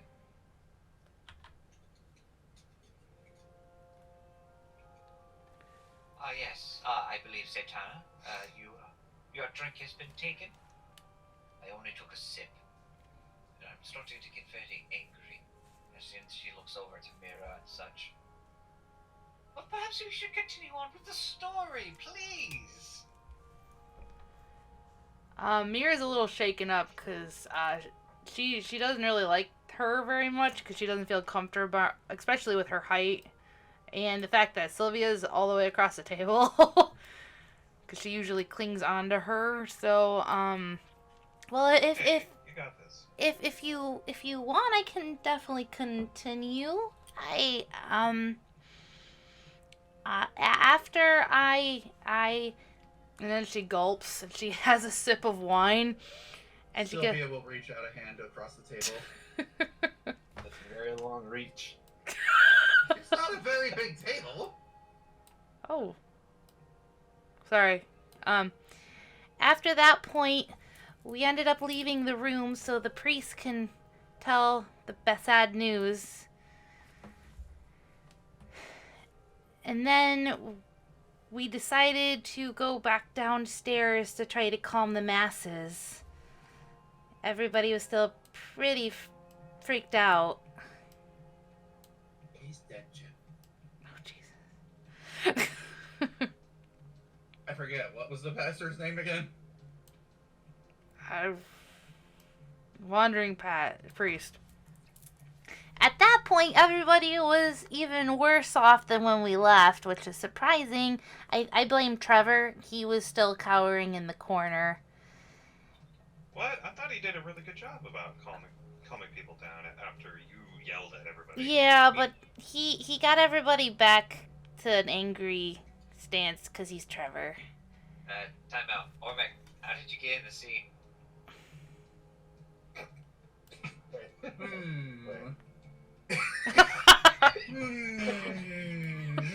Idle portal appears.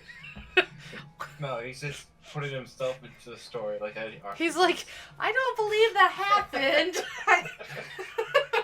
Underrated joke right there. he's writing himself in.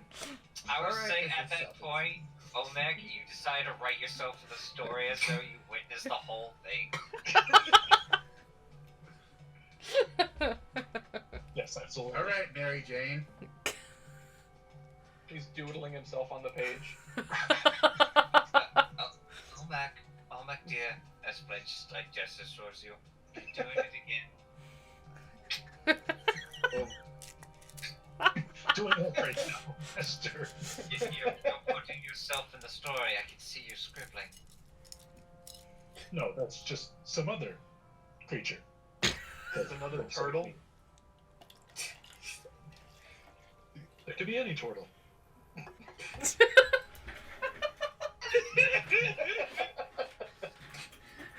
Mirror appears over. It's not that good of a drawing either.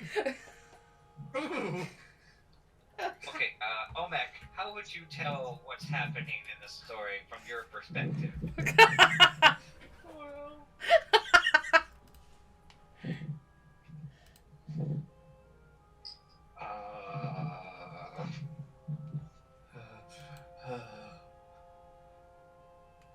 Well,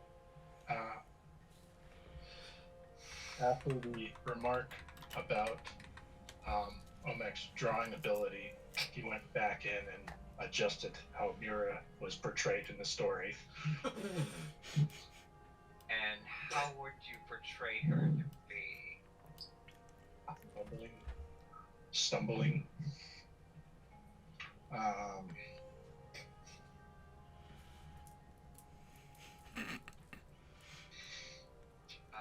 Mira, can you roll me a charisma saving throw? You want me to, you said? Yes. No advantage or anything? I'm gonna say normal in this case. Bitch. 22. I'm freaking adorable, jerk. And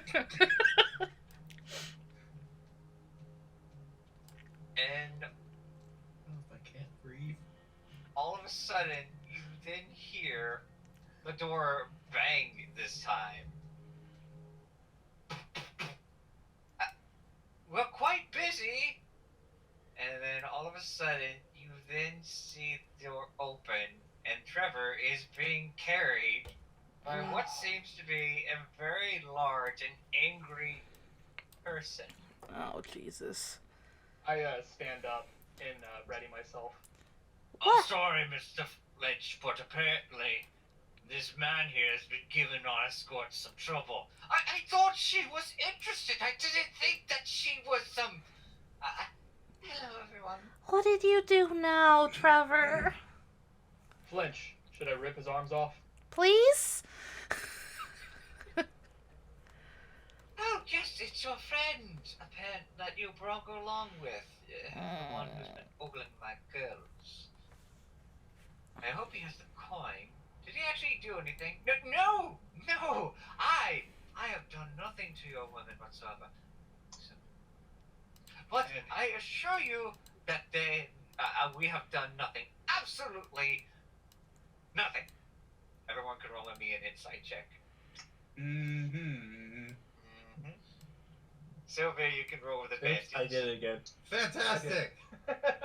Oops, you did it again. I rolled it. Oh. Oh wait. I rolled love how disadvantage. much that Mira does not like this guy. Well, fuck. Someone rolled a 1. Oh, Sylvia. I at least had advantage. Mira and Hypno, you can pretty much tell that Trevor may have done something else, otherwise he would not be in this position. Everyone else is just like, God damn it, Trevor. God damn it, Trevor. I thought you were loyal to Sylvia. I am! I was seduced! She has powerful magic! Jeez. Uh-huh. Mira, tell me about that so I can shout bullshit. Lady Sylvia, I don't think you should talk to him anymore. You think that I talked to him to begin with? Shh, I'm trying to, like, Oh. make him sad because he's a jerk. At that point, Trevor's like, hey, Sylvia, please, you have to believe me. As you surely do. Did you want me to... Actually, you know what? He needs to roll, so give me a second. Ooh, What's his Come on. deception check? Did you want me to, Fun! full Wow, that he's- horrible burn? I mean, he's the bard. ah, beans. As he starts to give these sad dog puppy eyes. All right, I'll go. As long as he actually haven't done anything to the girls. Fine, but I'm keeping him on a leash. As then he like gets tossed over to the ground and right next to Lady Sylvia. Hello, my dear. At least give me the leash. He might Oh, no. enjoy that a little too much, though. I was very rhetorical. God, fucking. Since that's where he just steps out. Do please mind Barrett. He is a bit cranky when he doesn't get snaps. Lost track. Who was telling the story? I was stammering along. If anybody else would like to pick up, you're more than welcome to. Right. So who's next to tell the tale? Roll-wise, it would be Edgar, right? Edgar. You are now telling the story. Yes, because I had a 4. Let's see. Is Olmec still going to be there? He's a good turtle. Do you convince that Olmec is not there? I think we all would know there was no giant turtle in the room. Edgar might know more because she would have heard, if he had said anything, she would have yelled to hear it, and be able to make his noise. Alright. Because of mimicry. Let me rephrase that. Do you believe that the turtle was there? No. Okay, so bye-bye, turtle. Think of everyone's imaginations. Okay, so Egna is stealth. Oops. That goes up here. Sorry. Okay, well, I'm kind of curious about how Kinku would tell a story. Please, go on. Amuse me. Seduce me.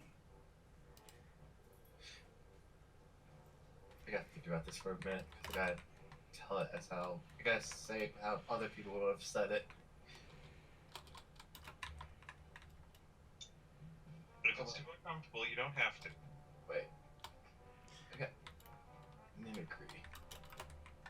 If you want Satana to take over for your part, you can. Yeah, I can. I can't think of anything.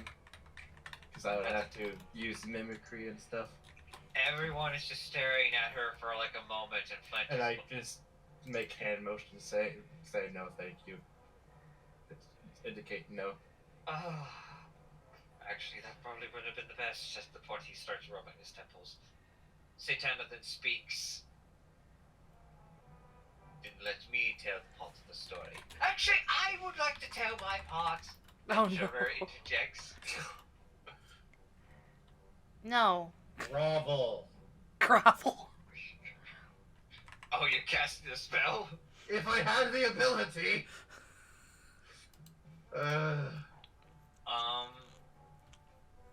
have to check something real quick. Because you're casting magic. Wait, what? No, I don't have that spell. Oh, you're just commanding them to. Okay, roll an intimidation check versus his wisdom save.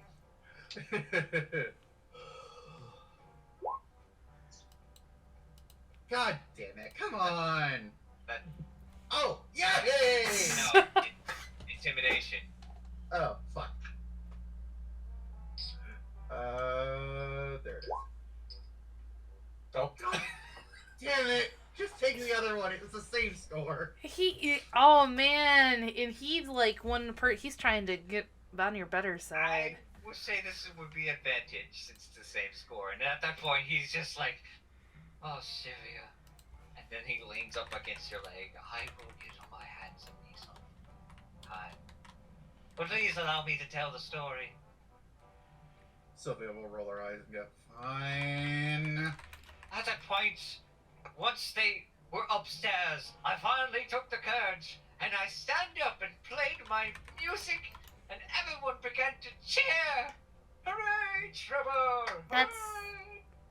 Are And you? then Sylvia came forth the stairs, arms open wide, and then we embraced, and then I got to my knee, and then I pulled out the marvelous diamond ring. I'm just going to go What? ahead and knock him upside the head. Did you knock him out? Cast a spell on Trevor.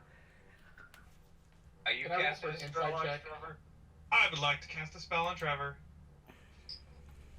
Alright, I have to look up something real quick. Okay. If not, I'll cast Mage Hand and cover his mouth so he shuts up. Hold on, let's see. my intimidation. No, it's only one. If not, I'm going to grab him by the balls and shocking grasp. Oh god. Oh yeah. You all notice that your spells cannot be cast. Oh. I swear, this normally works. I was going to make a bucket of water over your head and then drop it. Oh, pardon me, I forgot to mention there's an anti-magic field in this room to prevent cheating. Oh, that makes sense. Okay, so that wasn't, and I point to Mira, that wasn't her doing that with wild magic. That's you. Okay. In that case, I'm just going to put a dagger to his throat. Try harder. Perhaps we should let someone else tell the story. I mean, it's amusing to see him speak, but I need everyone to roll me a persuasion check, except for Hypno and Mike. Persuasion. 18. I got Wow. I'm And just terrible. he's gonna roll a deception check with disadvantage. Wait, what now? That's 12. So one of you at least needs to beat it. Well, two I- of us did. Yeah, I got a Sylvia 14. And Mira beat it. Yeah, at that point Satana says, it was very simple. At the moment when Sylvia came down to slap him across the face because he was crying, hey! It was then that I knew that things would get serious. And at that point I told them that it is best that we get some rest while I take watch. Agreed. Agreed. Mira will Yep. be in my room. If you see the, I had mentioned, if you see the mercenary company, wake us up right here.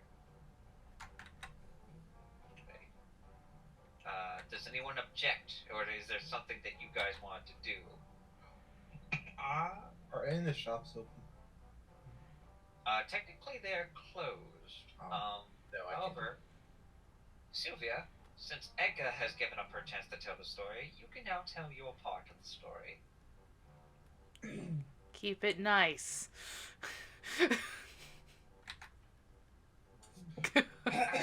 So I'm going to assume I have to start from the point where we're all going up to our rooms. Yes, that's why I said keep it nice. Now, they can object to it, or they can insight check to make it so if it's believable or not. Because you're trying to convince Glitch about what's going to happen. Luckily, no one knows where Ega is still. Except in the cellar. Yes. Everyone's doing. Gizzard will be quick to insight check, by the way. With everyone still coming down from the panic, we resigned to have everyone return to their rooms and rest. Take the opportunity to rest before we head out in the morning to make a caravan down south. Or whichever direction this one seemed to think we needed to go to. Pointing at Satanya.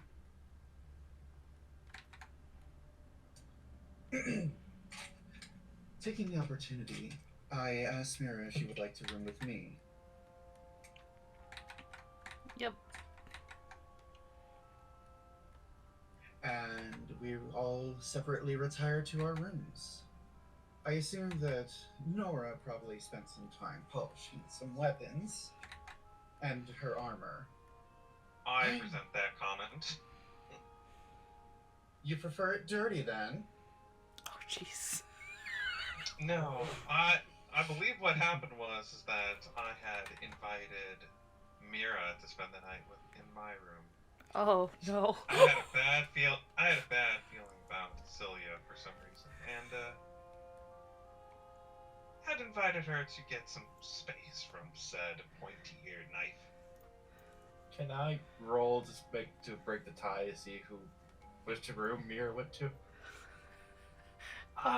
Can I roll like a two-sided dice to see who I went with? Cause I think that'd be funnier than me picking. Flip of a coin. Since Sylvia is telling the story, she rolls a persuasion. Okay. Since Nora is objecting to it, she'll roll either deception or persuasion. Roll the bone. Jesus fucking Christ, Yeah, guys. you can object and pretty much give them either deception or persuasion rolls, since this is involving your character. Oh no, I'm just gonna let the dice speak for themselves. I would like to use my inspiration. Oh! At that point, you can see Flash leaning in. Oh, this is interesting. Mira blushes. She's so confused. Why are they fighting over this? I smell a 3. I smell a triangle. As he leans over to Gizzard. Gizzard shifts uncomfortably in his chair. Oh my dear, make sure that you draw the illustrations of this. I want all Oh. I want to roll. Oh, Alright, Jesus so, Christ. Mira, who do you believe is telling the truth and who do you believe is telling a lie?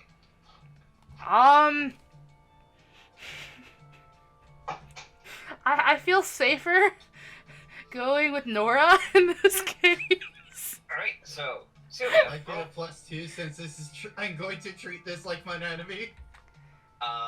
I would say this. Sylvia, roll me a deception check with advantage, and Nora, roll me a persuasion check with advantage. Highest one takes over the scene, just for this one part. 17. Oh.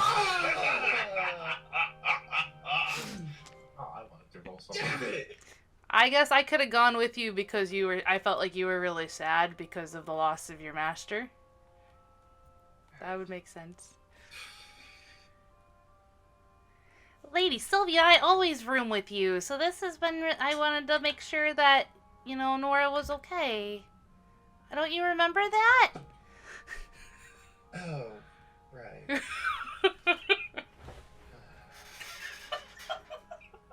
What are these days for? At that point, Sylvia, you leave the room, and now you can. Well, what happened next? Now, unfortunately, I would like to happen to hear what Mira and Nora have to say. But, Lady Sylvia, what would you? How did you take this? What did you feel? Jesus. Betrayal. Oh, jeez. What did you do? I'm just stuffing around still. Dejected and betrayed, I went to bed and dreamed a dream.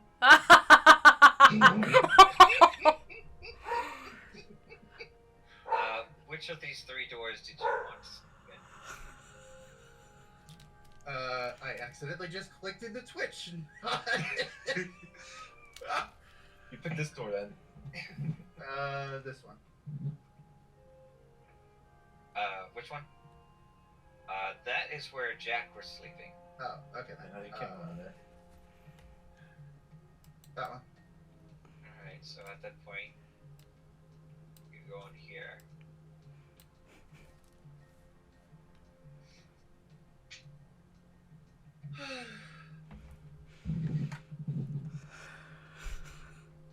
Foregoing trance, I just go to sleep.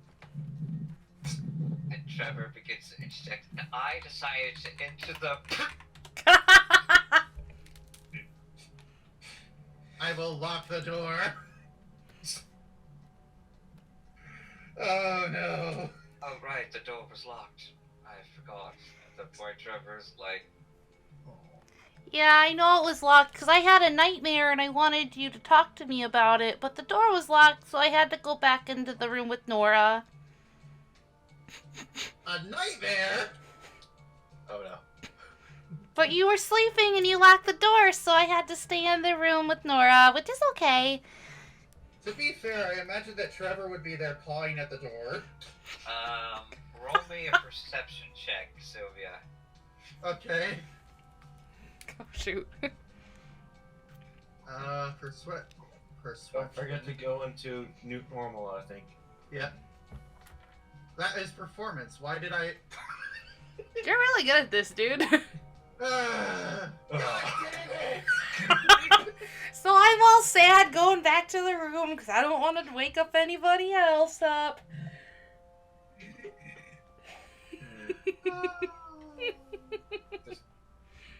What should this bird do? Ah, yes. You all decided to play musical rooms. What happened? What did y'all just go to sleep? I mean, come on. Well, I remember my dream quite vividly. Did anything happen? As he mentions towards Mira or Nora? It's like he looks at Nora and it's like, it must have been very tragic for you.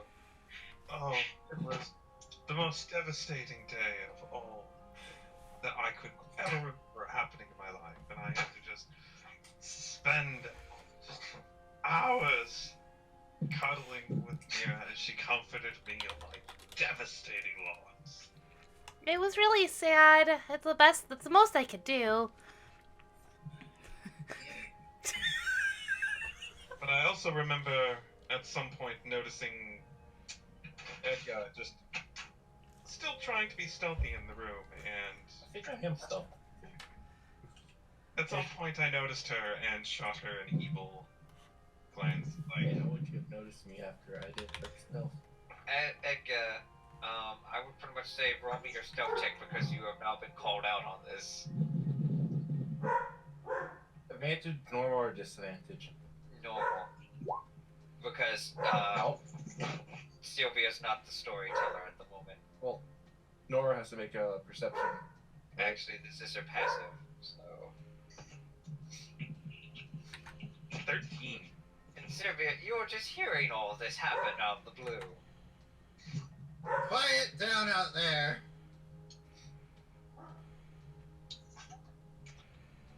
Edgar, why don't...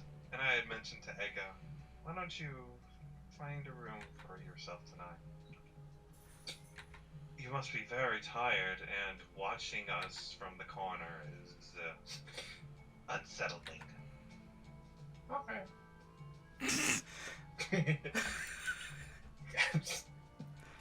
Alright. And Edgar. Wait, I could do something. Oh my god, I have a foot. Where are you? No, I can't. It would be okay. I think this one though. Oh, I need you to make me a wisdom saving throw. Who? Me? Yes, you. Wisdom saving. And then Satana said, apparently, at that point, I heard the bird squawk.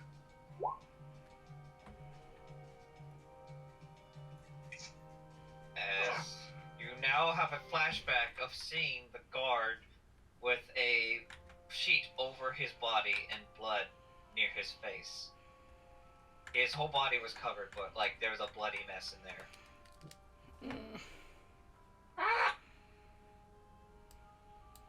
And I remember rushing up there in a hurry.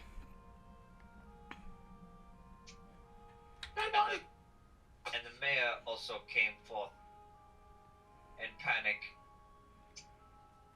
And I told the bird to calm down. It was only a form of corpse. And the mayor was starting to freak out.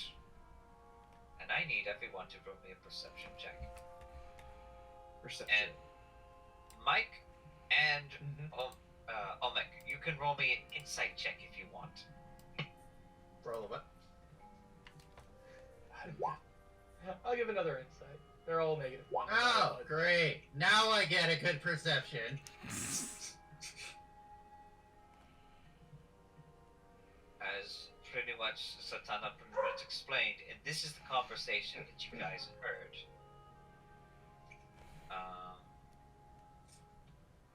Please, you have to stay. We have no one to defend us if he comes. I'm sorry, but I can't stay. I have to leave soon. But you must! If they come here and they see the conditions, we have no laborers, we have no one to defend us, and if the gnolls come back, we will die! Unfortunately, that is not my concern. Please, you must! If they find me, you'll be in a much worse situation. I must go. Lady, please! Please! As Edgar, you stood there watching this.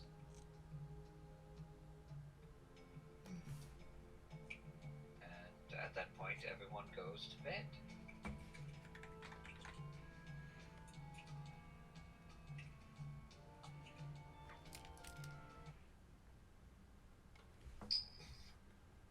I will shove a D4 up your ass. At that point, Flinch is just like have his eyes half closed. Huh? Oh yes. I'm sorry. It's been a very long day. All this talk about sleep puts me into a little bit of a drowsy situation. Oma, can you please tell me exactly what happened? The part I missed out. Omek? Sorry, sir. What is your query? You tell me exactly what I missed. I kind of got a little busy.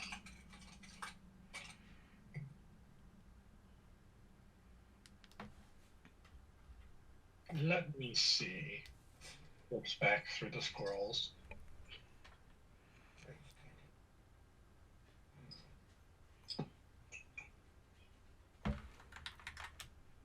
Apologies, Master Omek may have been more focused on his portrayal in the story than...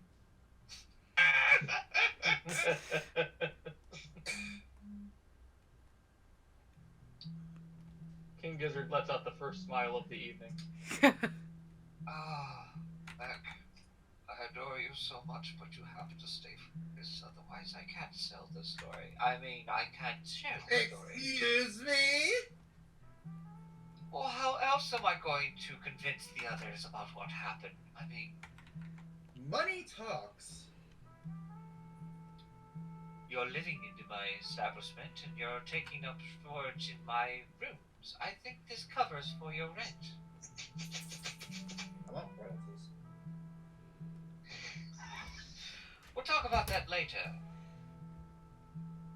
But for now, I would like to continue about the very juicy part. And he looks at Satana. Why did you leave? Tell me. She then looks to the side. I was wanted by the Iron Kingdom. You, a captain of the forces, left. Your entire platoon, your entire authority. And for what? I want to know that. I remember you as someone who was very strict to a code, to enforce the law, except for that one time when you set me free. You let me go. The what? Oh yes, did she not tell you of our history? No. What? Satana just looks to the side like she didn't want to speak about it. Oh, it's quite interesting, in fact. You see, I used to be part of the Iron Kingdom as a slave. I digged the dirt, everything. I was tending to my master's labors. But ultimately he got caught doing some unfortunate thing.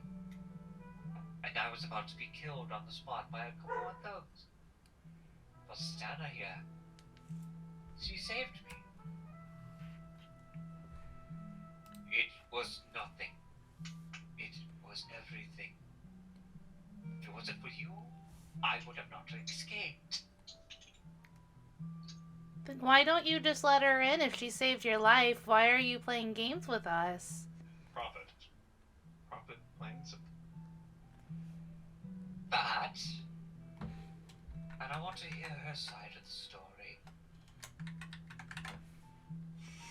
I want to hear what the unstoppable wall, the Holy Crusader, has to say.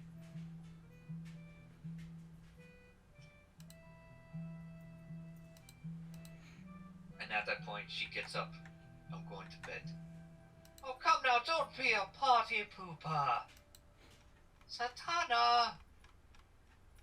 And she slams the door.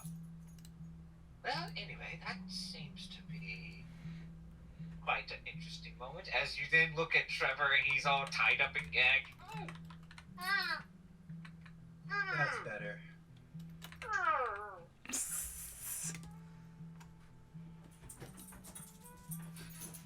Now,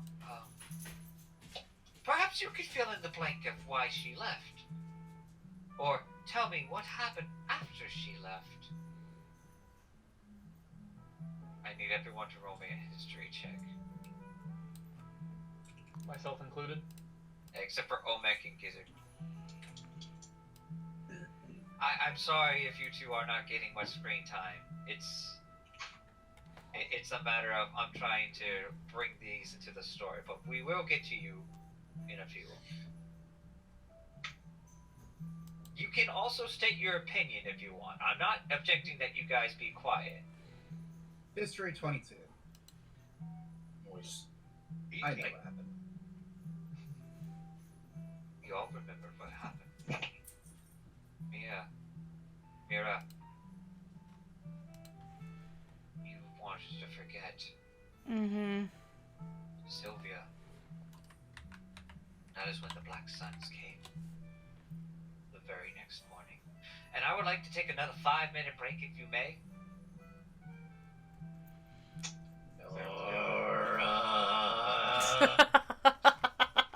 Love you too! No! I want to do something where I make it decide where if Mara actually went to a different room. $500 I spent! You dick! I'm sorry. I thought you liked the comic. I do! I'm sorry. It seems you have already spent your inspiration die. I will kill you! In your sleep! Everybody who's watching, there was a plot to get those two to kind of get together in a particularly lewd way. We're not gonna talk about it, but yeah, it didn't happen.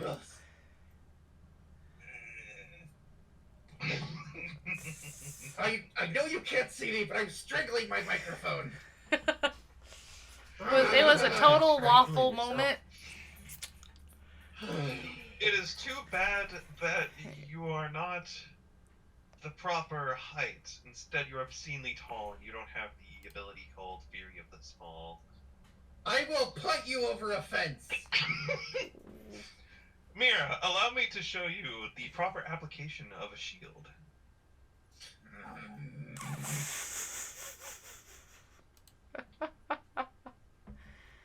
Oh Lord. Should have been used the proper protection.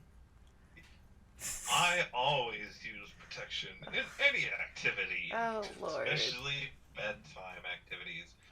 In late night, you never know what could happen. So, always Good. wear protection.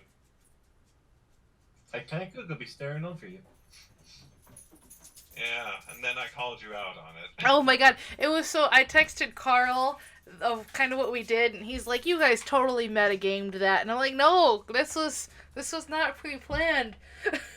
The best part is you already used your freaking inspiration, so it was perfect. I did it so I could protect people. It protected me. Fuck off! It worked twice. I can't tell if I have inspiration or not.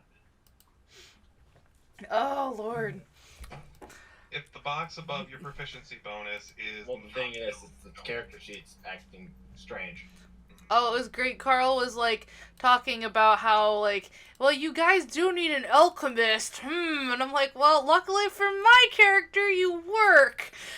So it just my husband said that, and that's why I was shocked. Your husband supports the canonicity. Fear not. Dog Brave. is sneezing up the storm now. Oh Lord. Fear not, brave Sylvia. There will be more opportunities to sleep with a particular tiefling. My God. Apparently, There better be a... if you pop out your character sheet, it should load all the way now. I can check that window. Oh man, my face hurts from smiling. Dave and Mike, I'll explain and or show you guys later if you really want, because you might need to at least have a kind of an idea as to what's going on, because I have a feeling it's going to be an on-running joke with us. I'm going to hate listening to my audio later because it is going to fucking peak so hard. You're gonna be so mad. Just ignore this. I try really hard to fix that, but Okay, that again, works. I'm not going through and editing this at all, because that would take, that's the reason why the other campaign never got like completely uploaded, because I couldn't sit there and just edit everything. Like, it's a couple hours. Like, if it's just a 30-minute gameplay, like, of when I'm playing a stupid game, that's one thing, but ugh. I swear to God, you also ruined my joke to use my button, you dick! Your button. Just I got wait. a present. Hold on to it for another time. You can probably still do it. Remember, if you need me to make any particular toys, Oh, Jesus fucking. my services are always available for hire. Again, I don't think Mira would understand what the heck you're doing, though.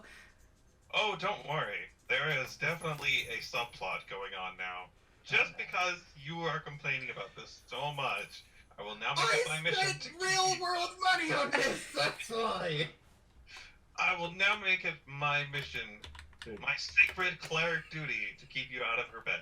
I swear to God, you are going to die. And I will not do anything to save you. Spare the dying. Oh no.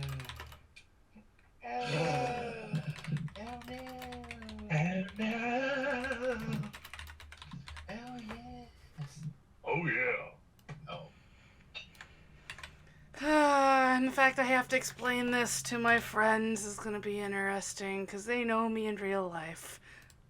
Oh no, you don't have to. Oh. You don't have to. You do not have to explain this in any way other than saying Sylvia wants to bed Mira. That's all you have to explain. Yeah. But I'd like them to be in on the full joke. Mike's all, he's like, oh, I get it, it's fine. Yeah, no. I get the whole joke, all 12 inches. It's about right. Hi, buddy. How are you? Oh, life is great, man. Hi, Doc. How are you? It would have been funnier if he got a nub. Ash, have I been killing your ears? Oh, Okay, and good. I do appreciate, Hi. He won't although be you as are bad not anymore. Master Oogway, you are essentially Master Oogway. He's What's Master Boogway. Boogway. I'm not Master Oogway. You're Mr. Boogway. You're the Chinese knockoff. I bought it from the Dollar Tree. No. It's the Master Oogway doll you win at the amusement park. Oh, I was gonna God, say I've you been could- covered in dust for 15 years? Nah. Yeah. Oh, it's Yeah, not what's the the other one? McDonald's toy? I guess that's better than the McDonald's toy. Honestly, McDonald's toy is at least sealed. That That's is true. And you don't get them from a ring toss. Yeah, you're not having to spend as much money as I have. Ah! The horrible thing is, I have a whole second part to this comic that I'm going to pitch to him later. And he's not going to be able to turn it down. And it's going to be great. Oh boy. It sounds like I need a girlfriend about how Nora and Mira just spent the night cuddling. Aww. Just to rub it in his face a little bit. Oh my god, cuddles. Who doesn't like cuddles? I am addicted to cuddles. So, Mike, the dead body thing was just a flashback or what? You did see a dead body in the flashback. Will you help me hide a body? I am back. And I'm sorry for the long delay. I had to get the next scene started. Ah, yes, don't worry. We're having fun just bickering among ourselves. I'm glad you guys are having fun. I've been poking Sylvia, and it's been working.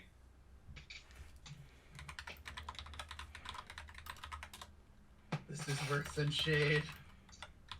You know, I really wasn't planning on going for a chaotic alignment, but just because it's getting a rise out of you. I'm chaotic neutral. I know you can't see the finger that I'm giving you, but assure you. It's the pinky finger. Nice. It is a pinky finger. Yeah, the pinky. Can I roll to attack? You're trying to drink some coffee. You're wearing heavy armor. At that point, while you guys are... We're back from the pause, and let me continue with the music.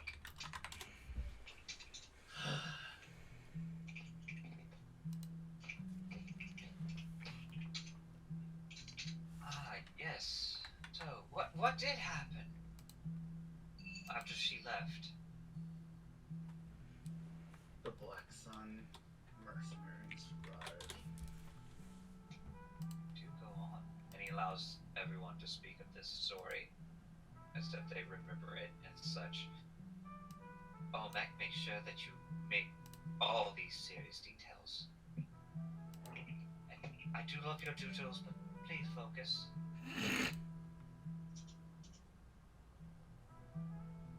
Armor caked in ice, torches in hands. We did have enough time to wake up and had some alarm and warning us, but not as much as we would have wanted. We didn't manage to get the convoy started. No, we did not. But we did get enough. We did get enough people awake and alerted. At least by that point, they were in the process of getting ready. The alchemist was with us, thankfully. Not willing, but with us. Roll me a persuasion check. To bring the alchemists?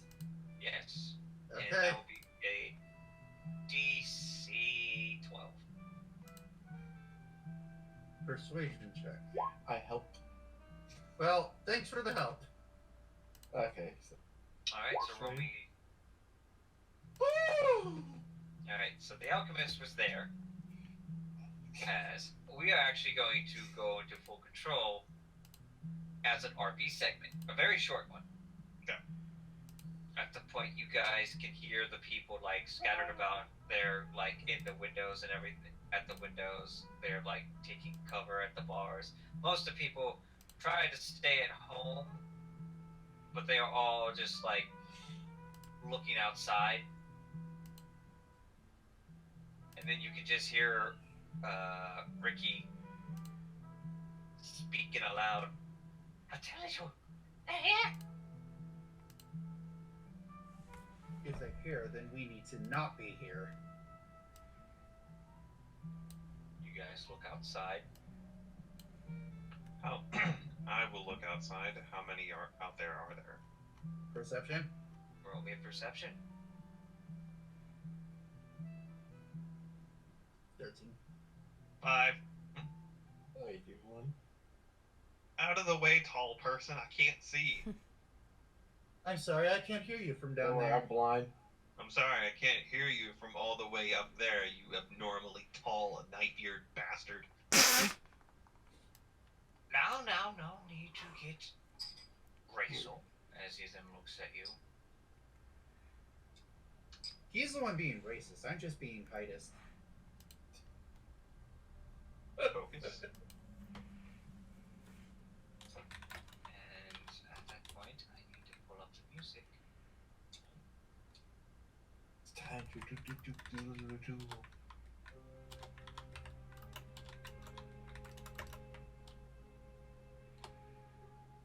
Oh, where is this? Trevor is in the corner, peeking Muffled. to the side. The bishop, the churchman, gazing through the window, standing there. Grover is like holding onto the door. Then you hear a call out. Lord Welch has arrived and he demands an audience. Come forth. Sylvia will go out. I will. Being someone of nobility. Grover actually stops you. No, please. I'll take care of this. Just try to Hold on. keep yourself safe. Hang on one sec, Mayor, and I will take the time to cast guidance on him for some persuasion. You can do this. Morden's with you. We all are. I shall go with you as well. What? No, I'm staying. I'm staying in the room. I'm staying out there. They shipped down my shop. I had to run.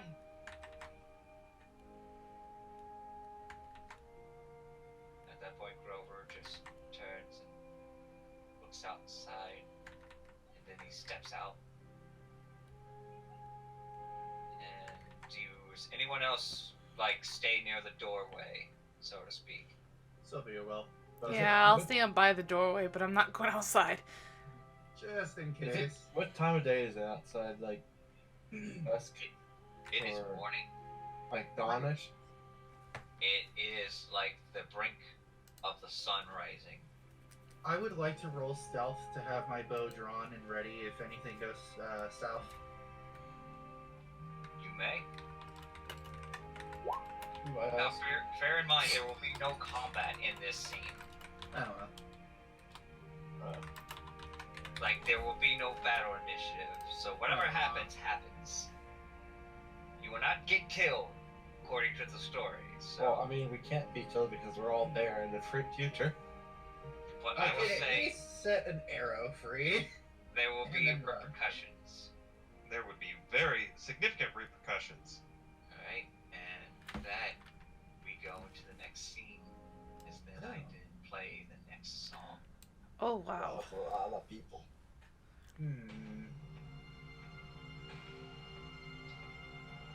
Outside, high-lit ground. The snow reflects the light, as you can just see the glittering of armored figures. 3 figures on horses. Another one standing on the side with 3 large mastiff dogs. One of them standing out on a black stallion. But the man who called out was in the center. Lord Welch himself. And everyone else is inside watching as the priestman stands there. Lord Welch! Welcome! We were expecting you! And at that point he starts to dismount his horse.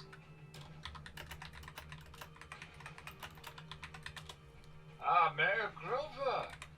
I was hoping for a more welcomed opening. Where is everyone? I am sorry to inform you, my lord, but it seems as though we've been attacked by gnolls. Gnolls? Yes! Yes, we've been hiding in fear. Never mentioned anything about gnolls in this place. No! I never knew that they would come out either. And at that point, you then see a hooded woman figure wearing tight leather, a red breastplate, so to speak, with pauldrons, and on her side she has 4 blades. She scans the areas. You also see Pasture just standing there, a little bit outside.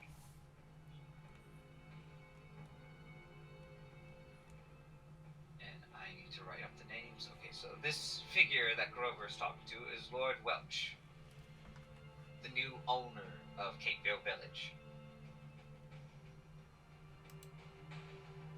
Lord Tyr Welch. He's very missing a hand.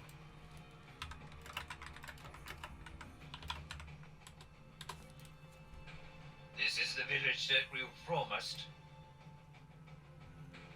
Yes, Captain Sabbath.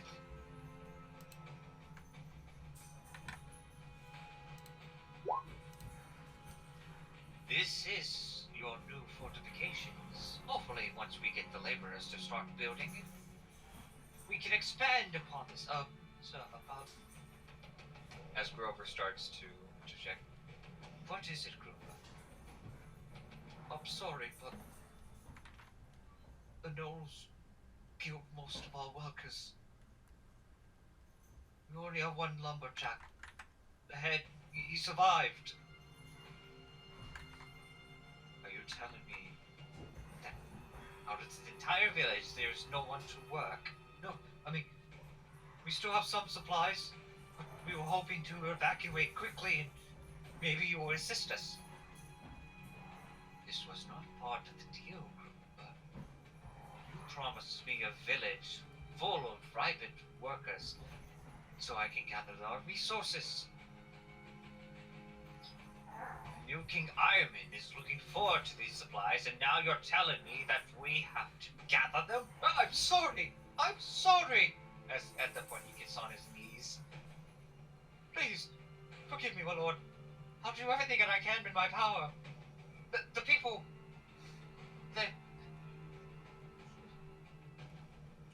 We could still produce crops, we could still do anything, we'll just have to find others. Captain Savage just looks down a well and such, and you get the feeling that he's unimpressed, and this woman is just standing there.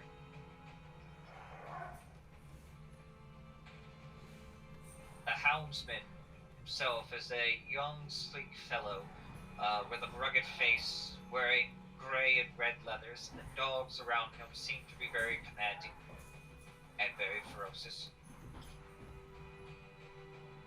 Right, about this village. I assume you do not mind if we allow our forces to take residence in those homes? Yes, and your people will be supplying them food and shelter, anything they need. yes, of course. Lord Welch just steps around and such. Oh, and I need to know something. What is it, sir? Oh, sorry about that. He then leans down. I need to know.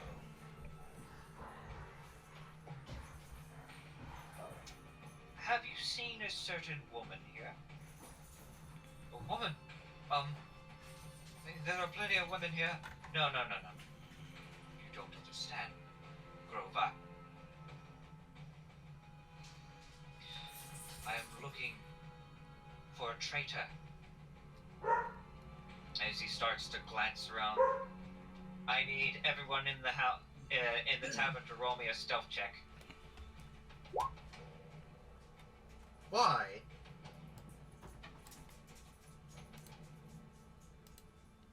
Oh no. Uh-oh. 7. Well, let's see his rolls. At that point, he starts to open his eyes. People of Cape Village,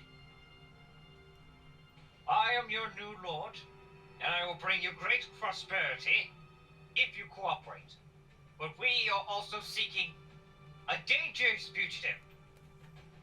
A Goliath woman with blonde hair who has killed 20 of her own men. And she is a heinous criminal. I call bullshit! Shut up. In character or out of character?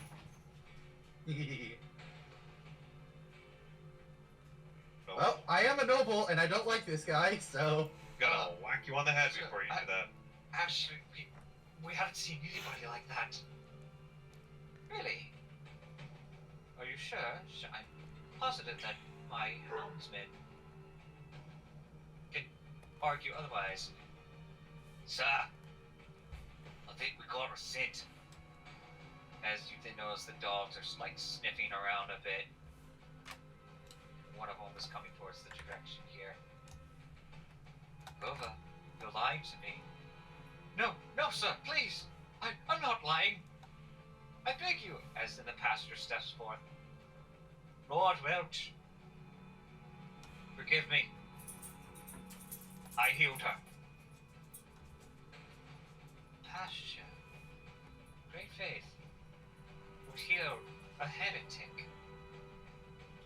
You know that she has killed her own men and fallen from the light, and yet you still managed to heal her. Do not play Grover. I was doing only what was right. I need everyone to roll me a perception check. Was myself included? Mira, you have advantage. Oh, I do. Only I forgot. Thank you. How? What's that? well, Dang. you know what happens when we find people who aid traitors.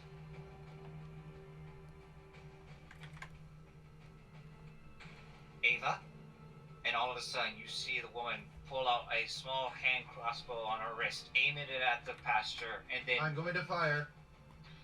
No, don't you dare. are you going to fire? Don't you dare. God damn it. Who do you aim it at? The crossbow. I want to take off that crossbow. That is a miss. +2 because favored enemy humanoid. 19.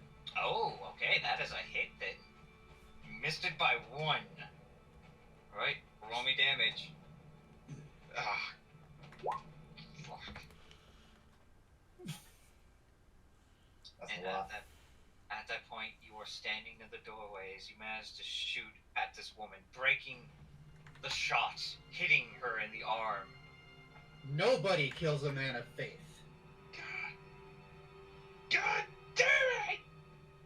Does everyone else rush outside as this happens? I'm just being stealthy, right? Ah. I assume I'm stealth still? Because I rolled. Yeah, you're I would say, I go run the stealth team. yeah, you or go hidden. Anyone else who doesn't reveal themselves other than Sylvia. I'm staying in the building. In the building, in the building, I in the just- building. Oh, you're out? Yeah, to get a view of what's happening. No, I'm talking to Nora. You are a dumb elf. And you're a stupid dwarf. Yeah, I know. I'm stupid for coming out to help you. Hey, we Dares should attack build one each of other my- up, not tearing each other down here. Excuse me, who dares attack one of my guardsmen? I will present my sigil. No, well, for those southern elves. A high elf, no doubt. What is your name? As at that point you see guards rushing towards you. Lady Sylvia, call off your men. Lady Sylvia. We know of your father. We've been hoping for him to get him on our side. And yet Pastor, you're willing to kill a man of faith. What He makes you hated think that my criminal. father will enjoy that? he aided a criminal. Unless you are willing to bring her out. An unwilling pawn. Roll me a charisma check. Charisma. Damn. Well, seems as though this whole village is nothing but liars. And at that point, all of a sudden, you see Jeffrey from the general store rushing over. My lord! My lord! And who are you, peasant? Forgive me, sir. I know the woman you speak of.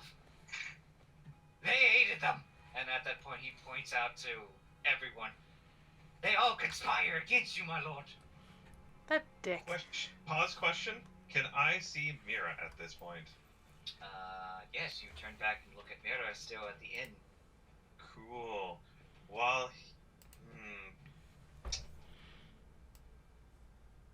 cool. I'm gonna hold off on what I was planning to do for now. Continue.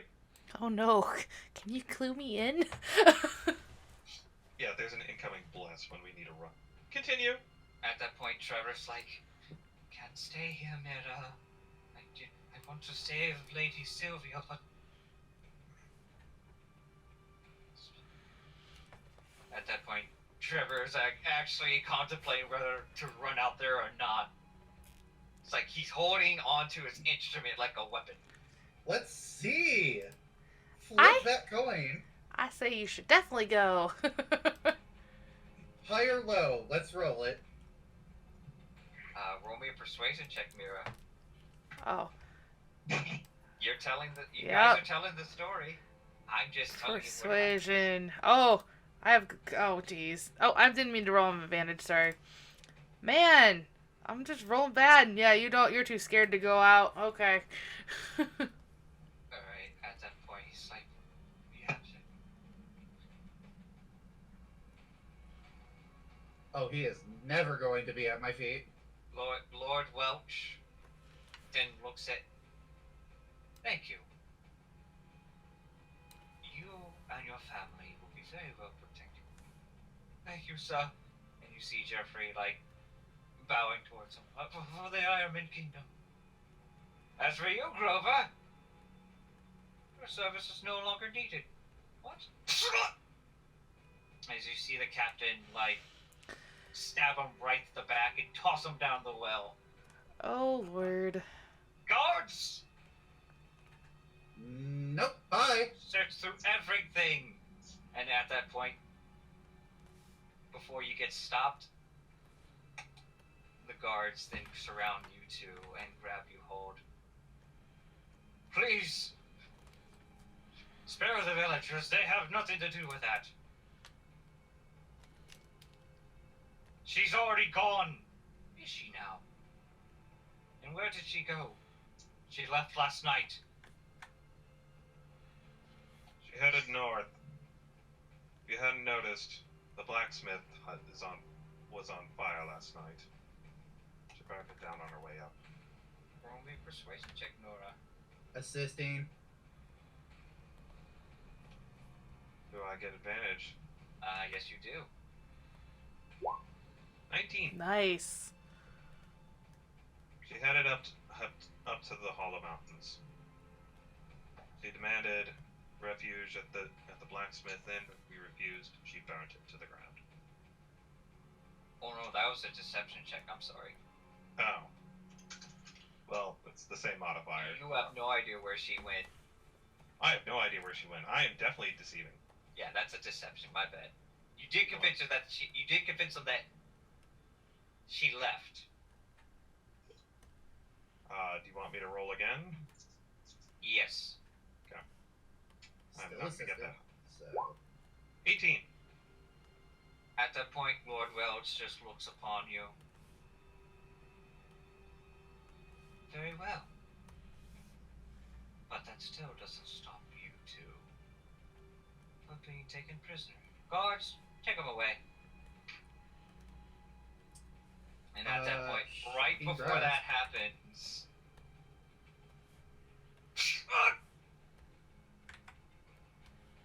and all of a sudden you start to hear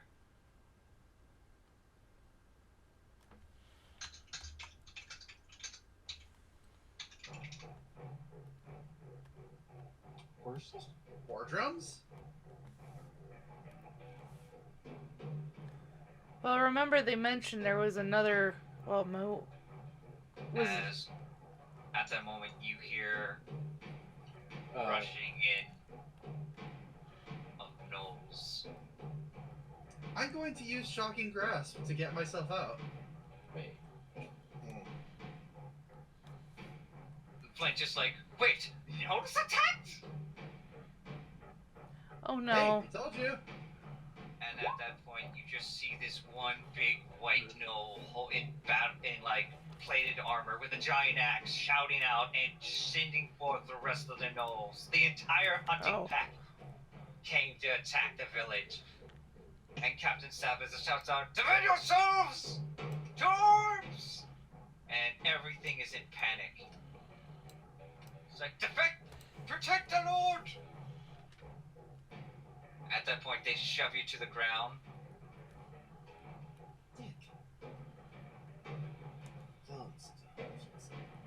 And everything is gone into panic.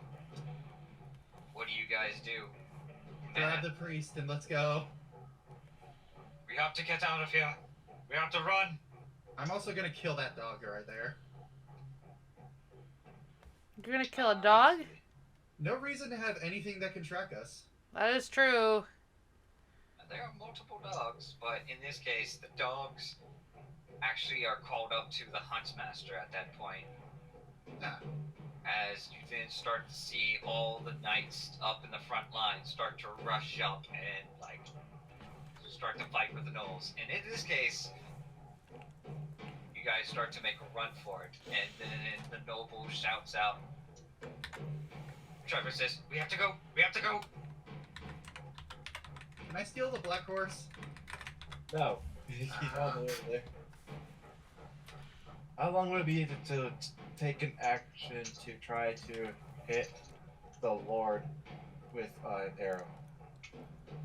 I will say that would be a disadvantage because then you notice the woman in the black cowl has red eyes, so I need you to roll me a wisdom saving throw. I was just wondering what would it be if I could. I'm not making it yet. Any attempt to attack the Lord will require a wisdom saving throw due to the woman protecting him from behind. Okay. I was just wondering if I could make it right now or not. What about the captain or this asshole? Roll me your persuasion roll.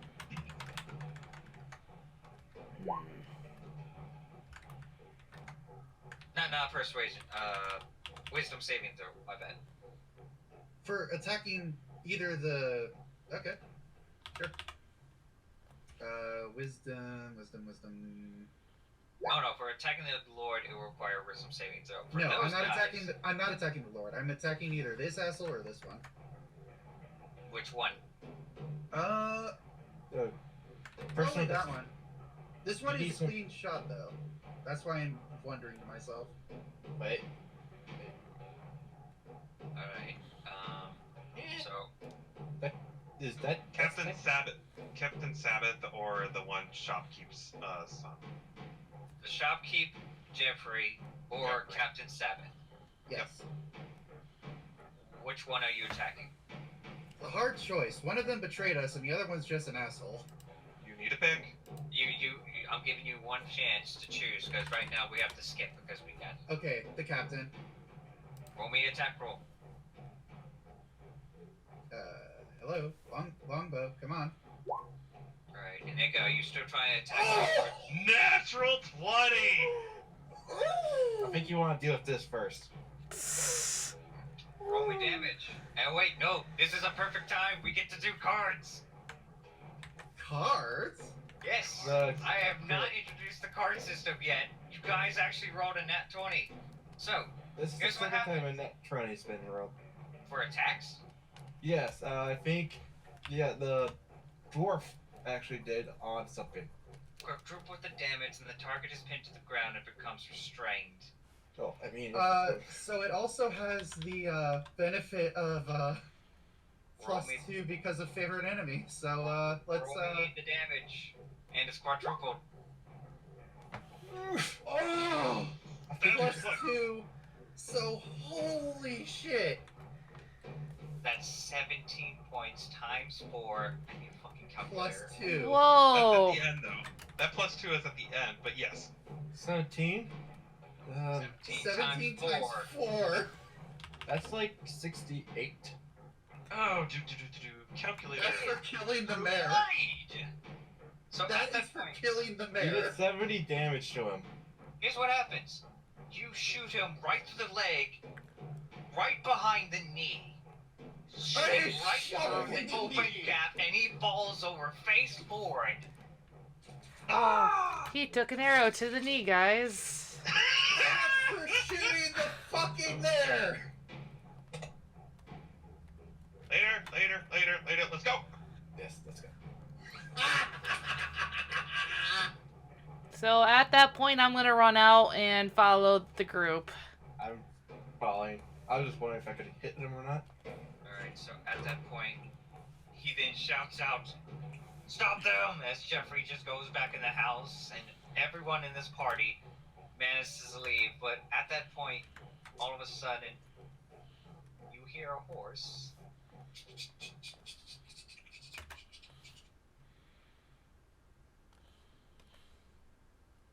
Is it Mr. Nibbles? Oh, good. She came back with my horse. Actually, yes, she did. It's Mr. Nibbles. She found the horse, and now she's riding it. Mr. Nibbles actually died, dude. Yes, this is the other one. Eh, This is Toxic's horse. we're all So, Mr. Nibble. right before these guys started to swarm towards you, she comes up and stops them.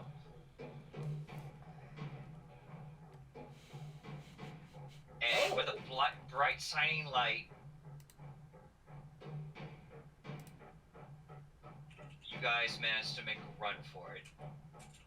And with that, everyone still inside the tavern is still inside. Right. Everyone in this group That's Oh, fine. the alchemist isn't coming? he No. never came out. Ah, damn. Oh well. We left the villagers to their fate, and they're probably dead. Yeah.